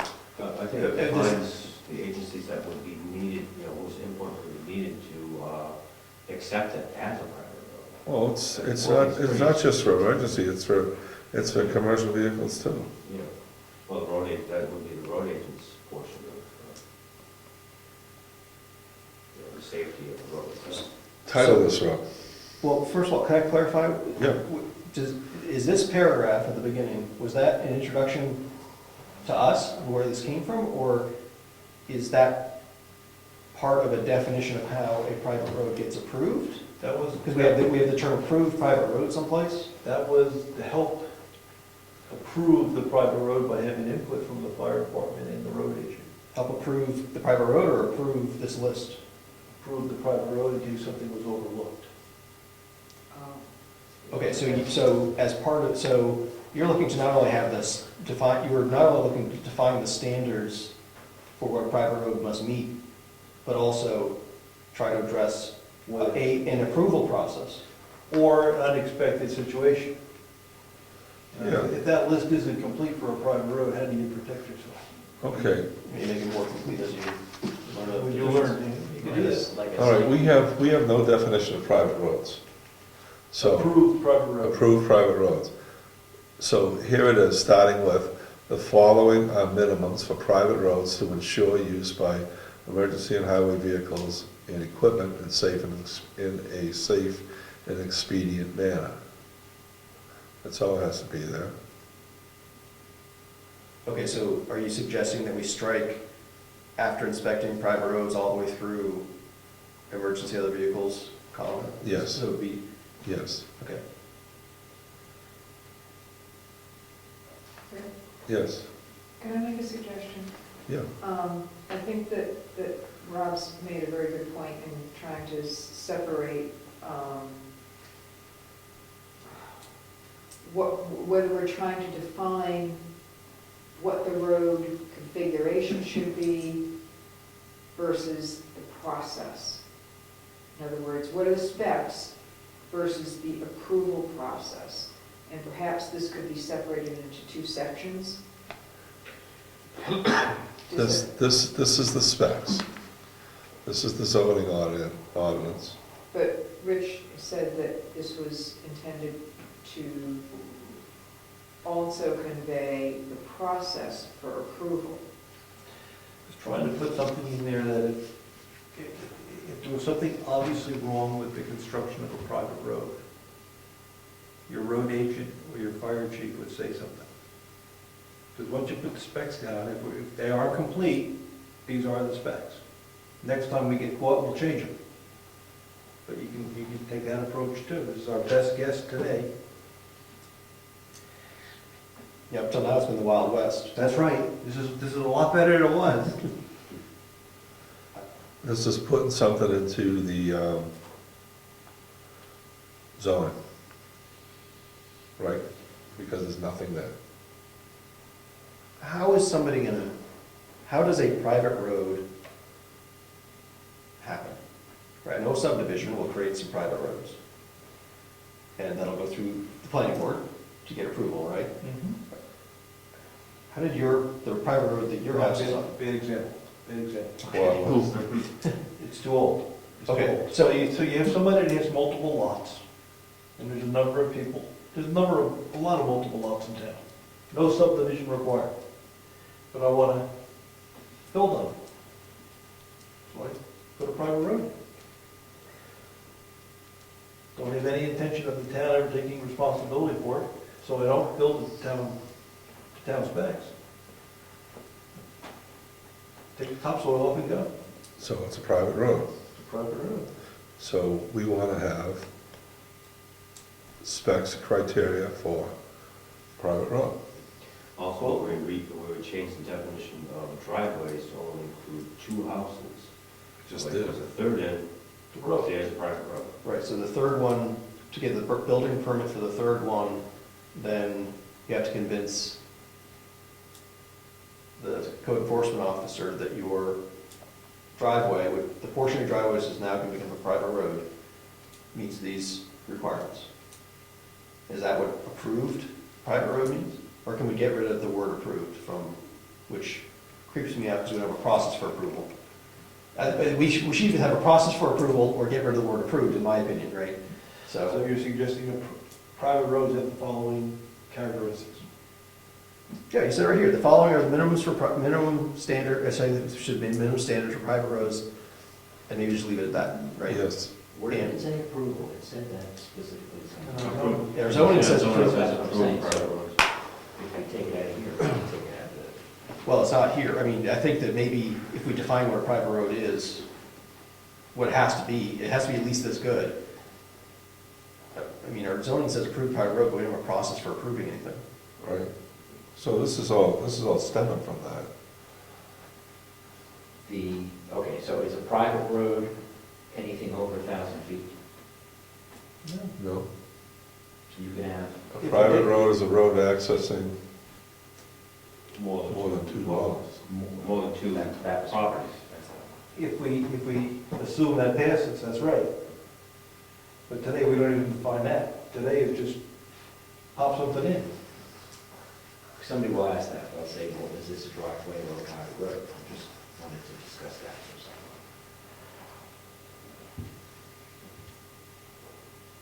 So it's safe to say a private road accesses more than two dwellings or two properties. That's a very good question. Yeah, two properties. That's a very good question. We said dwelling, but Well, it would also left leeway in the Two driveway for lots. multiple dwellings. More than two More lots. than dwelling lots, which is in-law apartments and so on. Or if the workforce housing, like I say, I want to put that 50-foot apartment, 50-story apartment building up on my property because I can. All right, we have no definition of private roads. So these will be the minimum standards for private roads. The following are minimum standards of private roads to ensure use by emergency highway vehicles, etc. We don't even have that in there. Don't even need that. Mr. Chairman, I move that we replace the introductory paragraph with the following. You ready, George? Yes. Okay. A private road shall meet the following minimum standards, colon.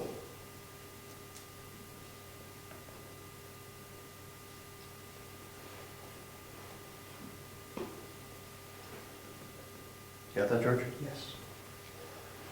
Do you want to continue in the definition to say more than, private road access is more than two lots?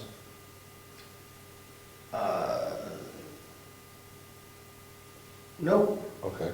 We might want to do that separately. I don't disagree that we might want to clarify that, but I think that this list looks to me like just a set of minimum standards. Right. Not defining what a private road is, but what the standards has to meet.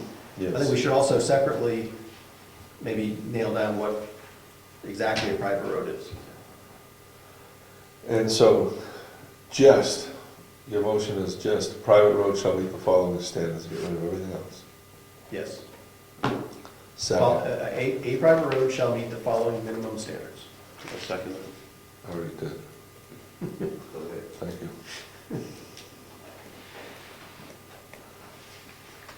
Discussion? All in favor? Aye. Opposed? Carries.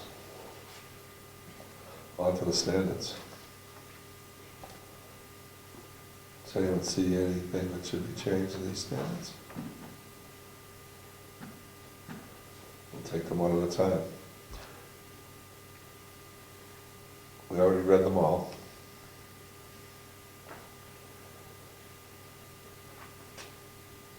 Everything looks great. Number 4, do we want to raise that from 13.6 to 14, like we did on the driveways? Or, Yes, thank you. Mr. Chairman, I move that on number 4, we change the height from 13 feet 6 inches to 14 feet. And add EG. Sure, and add EG in front of the branches, limbs, wires. Spelling out 14 and in parentheses putting 14 numbers with feet. That's what I meant to say. Thank you. Second. All in favor? Aye. Opposed? Carries.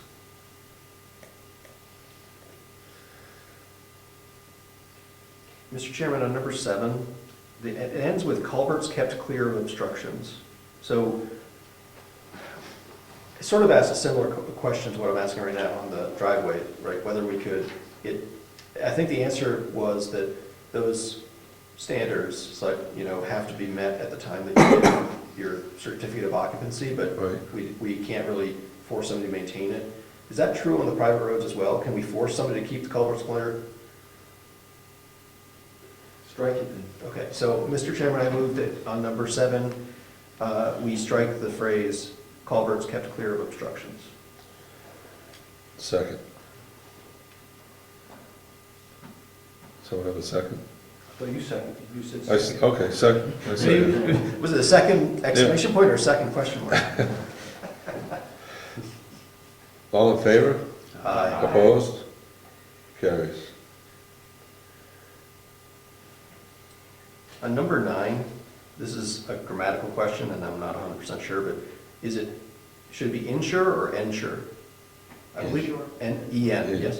Okay, that's what I thought. So, Mr. Chairman, on number 9, I move that we change this insure to ensure, E-N-S-U-R-E. I'll second. All in favor? Aye. Opposed? Carries. Mr. Chairman. Yes. Number 5, you have provide turnaround area at dead-end roads to accommodate, it should be vehicles that are 35 feet in length, not accommodate vehicle that is 35. Second. Is that a motion? Yes. Is that a second? Second. All in favor? Yes. Aye. Opposed? Now, one thing. Carries. Mr. Chair, we Yes. don't have any provisions for private roads. Should we put in a disclaimer as far as liability? Say they don't clean their culverts and they wind up having a forced washout, and our emergency vehicles that we're paying for cannot get there, that we are not liable. Not here, these are specs. Yeah, if we have some type of disclaimer there, just making sure people know that they have a private road, we won't be responsible for any maintenance. These are just specs, we already took out culverts that he kept clear. Yeah, I was just thinking if we might want to put something like that in. When they get the building permit, they're gonna sign a waiver that we will record to the county. I was just worried about liability to the town. Uh-huh. Thank you. Any more? I think we should, Mr. Chairman, Yes. I think we should add another line. Number 10? It should say life safety codes, DES, and shoreline protection regulations. What are they? That is anything else that we might have missed regarding the life and safety, which would be fire, ambulance, rescue, DES, Department of Environmental Services, and then shoreline protection regulations, which is anything pertaining to wetlands, setbacks, drainage. Okay, form a sentence. Private roads must meet life safety codes, DES, and shoreline protection regulations. As issued by the state. Life and safety codes is not a state, it's a 2009 NFPA 101 code section. Second. All in favor? Aye. Opposed? Motion carries. Will you just read that back again, Joyce? Yes, David Champy, second motion to add in number 10, stating private roads must meet life safety codes, DES, and shoreline protection regulations. Seconded by RC, Rob Collins, I'm sorry, and that was unanimous. Sorry to take Ross Clark, but that should be shall. Like, Sorry to take a small one. life safety, shoreline protection, and DES? Yeah, life safety codes, DES, and shoreline protection regulations. Should be shoreline. Oh, sorry, shoreline, Provide. In other, just a discussion, DES controls the shoreline regulations, so I think if you put DES in there, you've got the shoreline covered. Actually, shoreline refers back to the Department of the Navy for, I can't remember the name of the federal code, but it was in 1896. Federal Navy, the Navy Department is control of all waterways and shoreline. It goes back to that. Come on. No, seriously, I ran into that when I was working on land closure of, actually a landfill closure issue for happening. Primarily, you want to ensure that people aren't draining their driveways and the silt into some of the local waterways. Okay. What's in for now? Diane? We had a fair amount of discussion on the driveway about the construction of the shoulders, and I don't know if there's any, I'm not advocating, but I just wanted to point out, we talked about it for driveways, but shoulders weren't considered to be important enough in a driveway setting to specify standards, and I don't know we want to address that under the private road. You got, the difference here is that it's 3 feet, Yes, shoulders, and you've got a 16-foot travelway. Most times you're going to be able to pass vehicles one way or the other, but if you get 2 large vehicles, one's going to end up on the shoulder. What about restoring from a deer?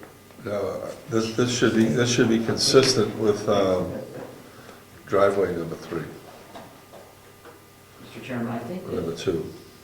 there's most likely a formula somewhere that if you have to build something to withstand 43,500 pounds gross vehicle weight, that the shoulder must have to be specified. You know, there must be a formula there for each road grade. So if you have a higher pound gross vehicle weight, that shoulder may be different than a lower gross vehicle weight. So that may appear to be defined somewhere, so we don't have to guess when we say shoulder. So those numbers may link. Did you say the shoulder needs to support the same amount as the road? It's the same weight capacity. Same weight capacity? It doesn't have to be the same material, but it has to support the same weight capacity. So Unless it's down as a soft shoulder. that should read travelways and shoulders capable of supporting the weights. Would that be satisfactory? Number 3. Number 3.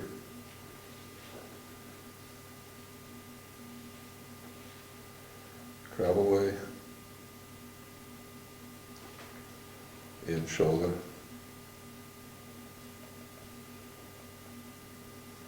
Base shall be capable of supporting the rest of it.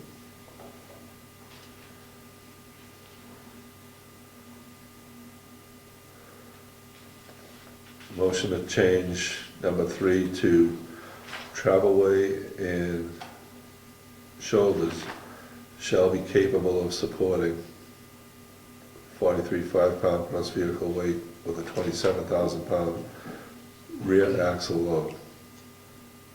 Second. Favor? Discussion? Discussion? You've left out the all-weather road surface and Yeah. base. Change it to travelway and shoulders To match the driveway. to be consistent with the driveway. No, but then you're not requiring that it have an all-weather road surface on the travelway. And- So the all-weather road surface needs to be the travelway, and perhaps that clause could be inserted someplace in that sentence. It just needs to be wordsmithed. I think that you don't want to lose the all-weather road surface part of it. That's my only point, and I think what you just read didn't include it. It didn't. I did not include it because we took it out of the driveway. I think the discussion said that it's dirt. Is it still in the driveway? Yeah, Mhm. what we said in that was the travel portion of the driveway shall have an all-weather road surface, blah, blah, blah. Okay, well, it should be consistent. No, it was different because we didn't want the shoulders under the driveway to have that, number 2 was to refer, under driveways, referred only to the travelway. Okay, does that say the travel portion of the driveway? Yeah, I think, yeah, it says the travel portion of the driveway shall blah, blah, blah, right? But Okay, so- do we want the shoulders to meet the minimum weight? Yes. So then we would say, take the language that we put into, I think we said on the driveway, we said the travel portion of the driveway shall have an all-weather road surface. So I think to be consistent, we'd say, the travel portion and shoulders of the private road shall have an all-weather road surface, blah, blah, blah. And that would be consistent in the sense that we use the same pattern of wording, except we include the shoulder Okay. on the private road, just to make it clear that both the travelway and the shoulders have to meet that requirement. Right. Somebody Does clarify. that answer what you were? I think so. I'm thinking all-weather road surface is gonna be asphalt, but I think as Jim pointed out earlier, it could be brick, it could be gravel, it could be, See, something. you Yeah. had that question, so what is the definition of an all-weather road surface? If somebody comes and asks you that question, is it asphalt, is it gravel, is it pulverized quartz, I mean, what is it? Something that doesn't wash away. Apparently something that can hold 43,000 pounds. And I'm sorry, but you're not gonna drive a truck across the loam in my yard. Because I'm one to ask that question. But Eddie will have an answer. He's the one who's going to So that enforce inspection. definition exists somewhere. I why. think Eddie's Yeah. focusing Throwing it on, out. yeah, I would hope so. I would hope so. Did you get that? I think that should be into leverage. First of all, Mr. Chairman, did you want to rescind your previous motion? Yes. Okay. Do you want me to make that wording as a motion? Make a new motion. Okay. So the motion is to insert at the beginning of number 3, the phrase, "The travel portion and shoulders of the private road shall have an," and then we continue with the existing all-weather road surface and Yeah, base base. capable, Yep, blah, blah, blah. that's it. Second. All in favor? Aye. Aye. Opposed? Carries. Any more? Yes. All right. That's that pause. So, if you don't want to deal with these tonight, we can hold them till next time, but I would propose that we, on page 5 of 56 of the zoning, where it talks about, in the building law requirements, all lots shall have not less than 250 feet of frontage on a class 5 or approved private road. Right. I suggest striking the word approved there. Yes. So that would be one part of my motion. The second part of my motion is on page 42 of 56, where we've got a definition for frontage. It currently says that part of the lot or lot line abutting an approved street or road not interrupted by a lot of other ownership or by a street. I would strike the phrase approved street or road and insert in its place class 5 or private road, which is the same phrase that we used on page 5. Okay. Does that make sense? Yep. So we would read that part, frontage, that part of the lot or lot line abutting a class 5 or private road not interrupted by a lot of other ownership or by a street. Now, is that going to make that work in documents again? I would suggest adding that as not part of the bulleted list here, but as like another, we're going to decide where that bulleted list needs to go. Right. I don't really have a proposal for that right now, but, so we're going to have, insert this chunk of text, these 10 bullet items, in section 3 point whatever. And then we're going to say on page 556, we're going to strike the word approved. So we'll have a list of zoning changes that would all relate to the private road. Right. And we'll probably have another one that inserts a definition for private roads someplace that deals with number of dwellings. So that should be on the old business next time with these working documents. Or is that new business too? No, I think it would just be adding to the existing working document, I think. Right, okay. Right, because at the end of this, I think we're going to want to have, here is a warrant article for dealing with private roads. And we're going to add a chunk of text someplace, we're going to make a couple wording changes, we're going to add a definition, sort of as part of that. So that's all next time. Okay. So do you want to, this motion now or later? Later. Okay, cool. We talked about getting rid of that approved when we started this private road thing. I'll save that for next time. Okay.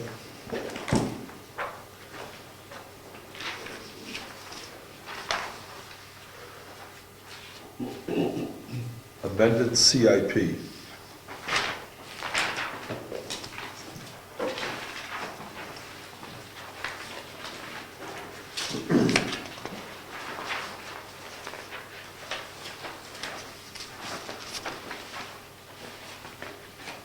Is this that copy, Josh? Yes, it is. Yes, did you want me to say something out of The amendments highlight? Yes, you instructed me to add $20,000 to the wording that you gave. Right. Was to add $20,000 to the cemetery trustees.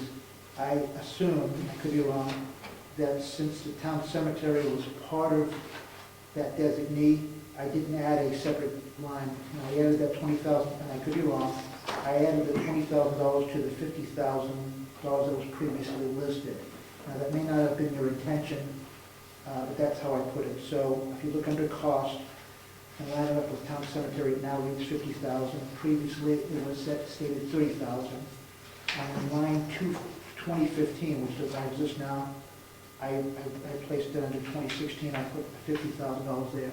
Again, I'm not sure of your intent, but that's how I did it at this point. The spreadsheet did change. If you look under all of the dates, the balances that were there previously for 2015 to 2020 previously read 177,397, now reads 180,730 all the way across.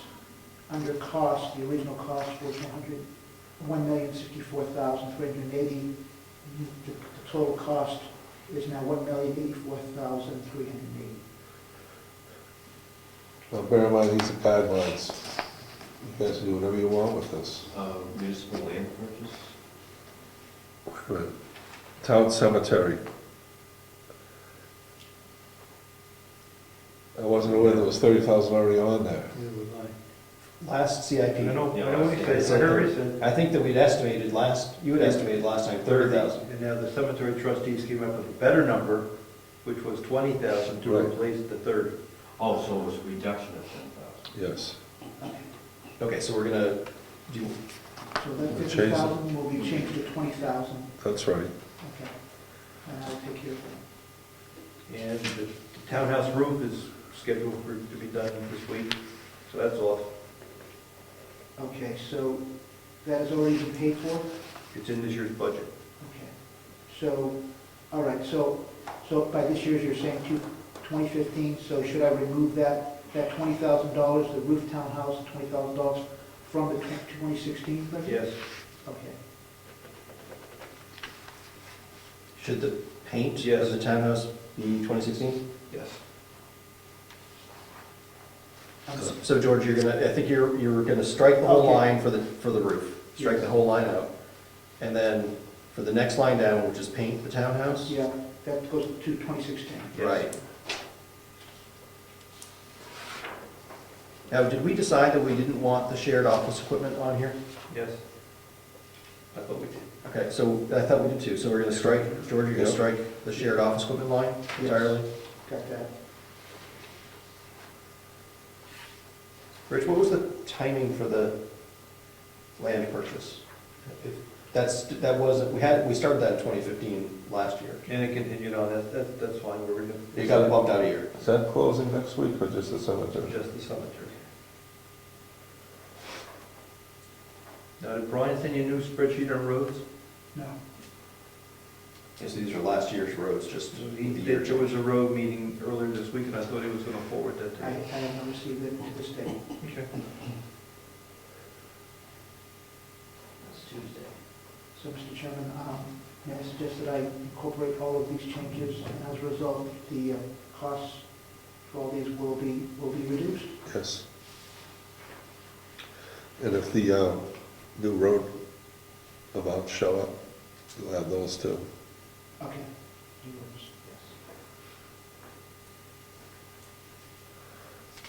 And this will come back on.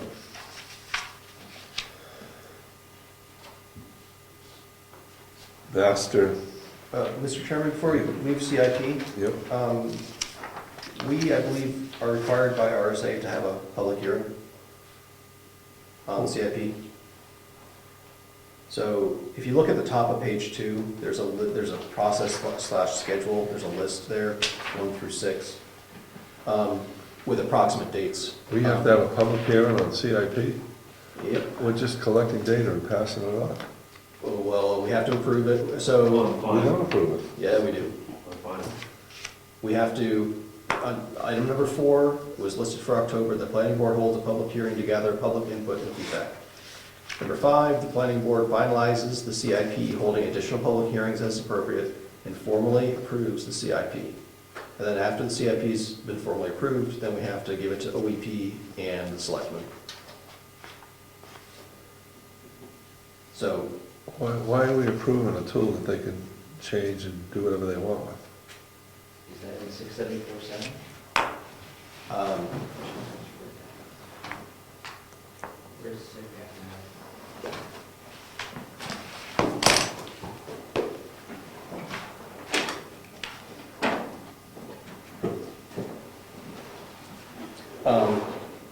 I think it's somewhere in 674, 5 through 7, I believe it says that we have to take into account, or have to gather public input, but,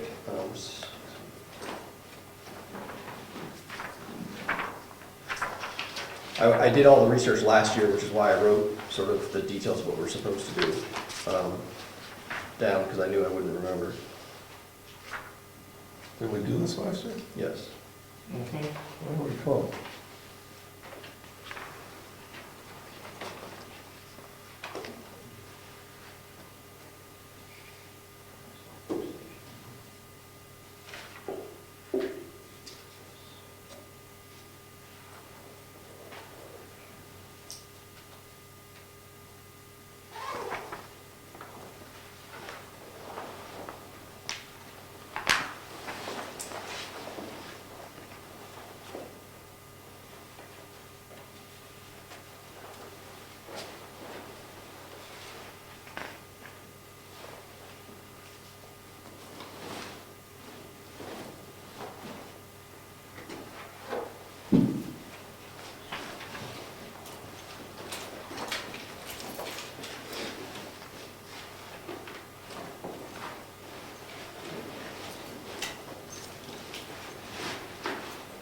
Well, I'm not seeing it jump out at me, but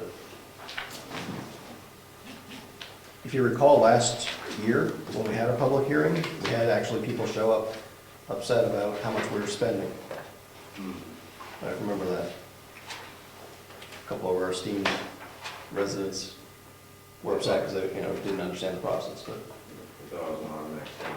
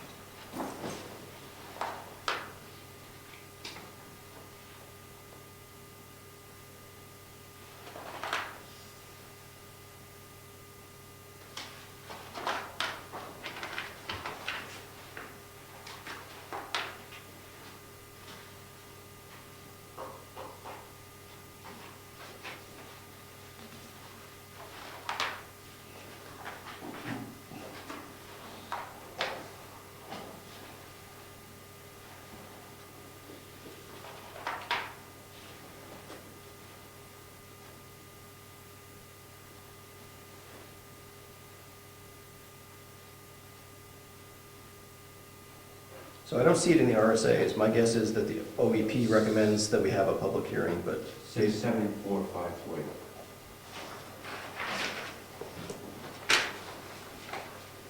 this is minutes from last.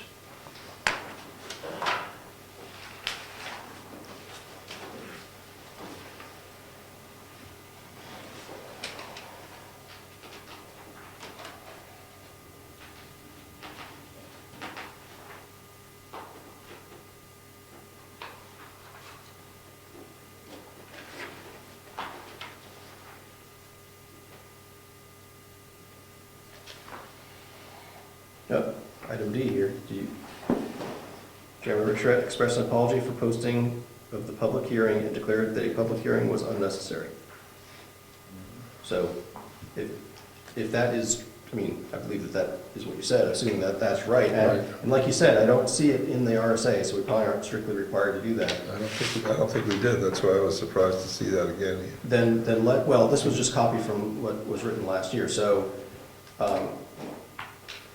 we should probably amend this then, if we don't want to have a public hearing, which adds cost and takes time, and I'm not sure that it benefits a lot, because it'll show up as part of the budget, right? That's what's actually implemented, so.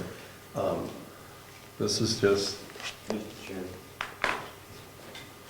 if RSA 6748, consideration for major and budget committee. Whenever the planning board or the capital improvement program committee has prepared a capital improvements program under RSA 674:7, it shall submit its required recommendations for the current year to the mayor or selectmen and the budget committee, if one exists, for consideration as part of the annual budget. It doesn't mention anything about public hearing. But during the annual budget, that's when you ask the public. we've been through this before. We collect this data, we pass it on to the smart guys. You.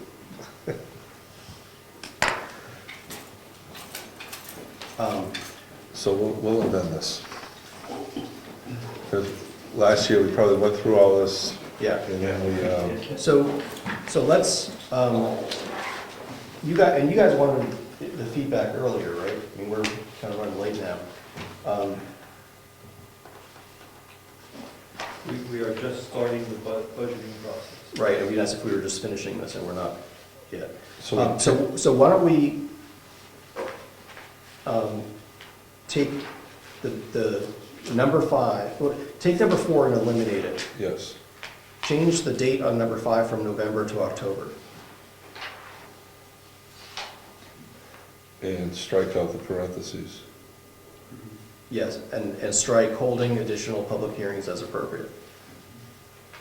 So, Mr. Chairman, I move, just to formalize that. George, you ready? Yes. Okay. On page 2 of 2 of the capital improvements program, strike number 4 at the top of, in the process/schedule, strike number 4, which starts with October. And on the next one, what's currently number 5, change November to October. And strike the parentheses, holding additional public hearings as appropriate. Second. All in favor? Aye. Opposed? Motion carries. So- Anyone on CIP? So George is going to get the updated roads, update the bottom section of the spreadsheet, Yep, and we'll review this again. next time. Are we doing it in the 2 weeks or the next regular meeting? Next regular meeting, Okay, cool. we'll be on time. We're not gonna run over. In the interest of time, master plan will be addressed next time. Consideration of organizations providing notification of RSA revisions that apply to planning will be addressed next time. Oh, I can do that in 2 seconds. You want to do We can get it out of here. it? Okay, I emailed George the completed, it's all completed in here, they're all checked off, and I came up with a real quick idea of what to put in the rules of procedure.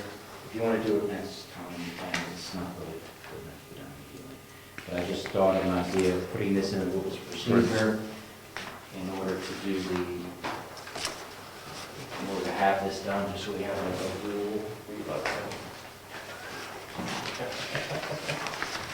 Yeah, Thank you.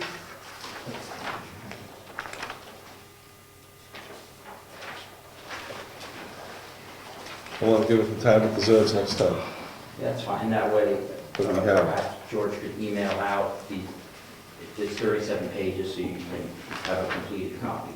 And it's, now that I've done it a few times, it's not that difficult to review it and do it this way. okay, Look at it next time. thank you. Public comments? Member comments? Meeting adjourned. Thank you, we got a lot done.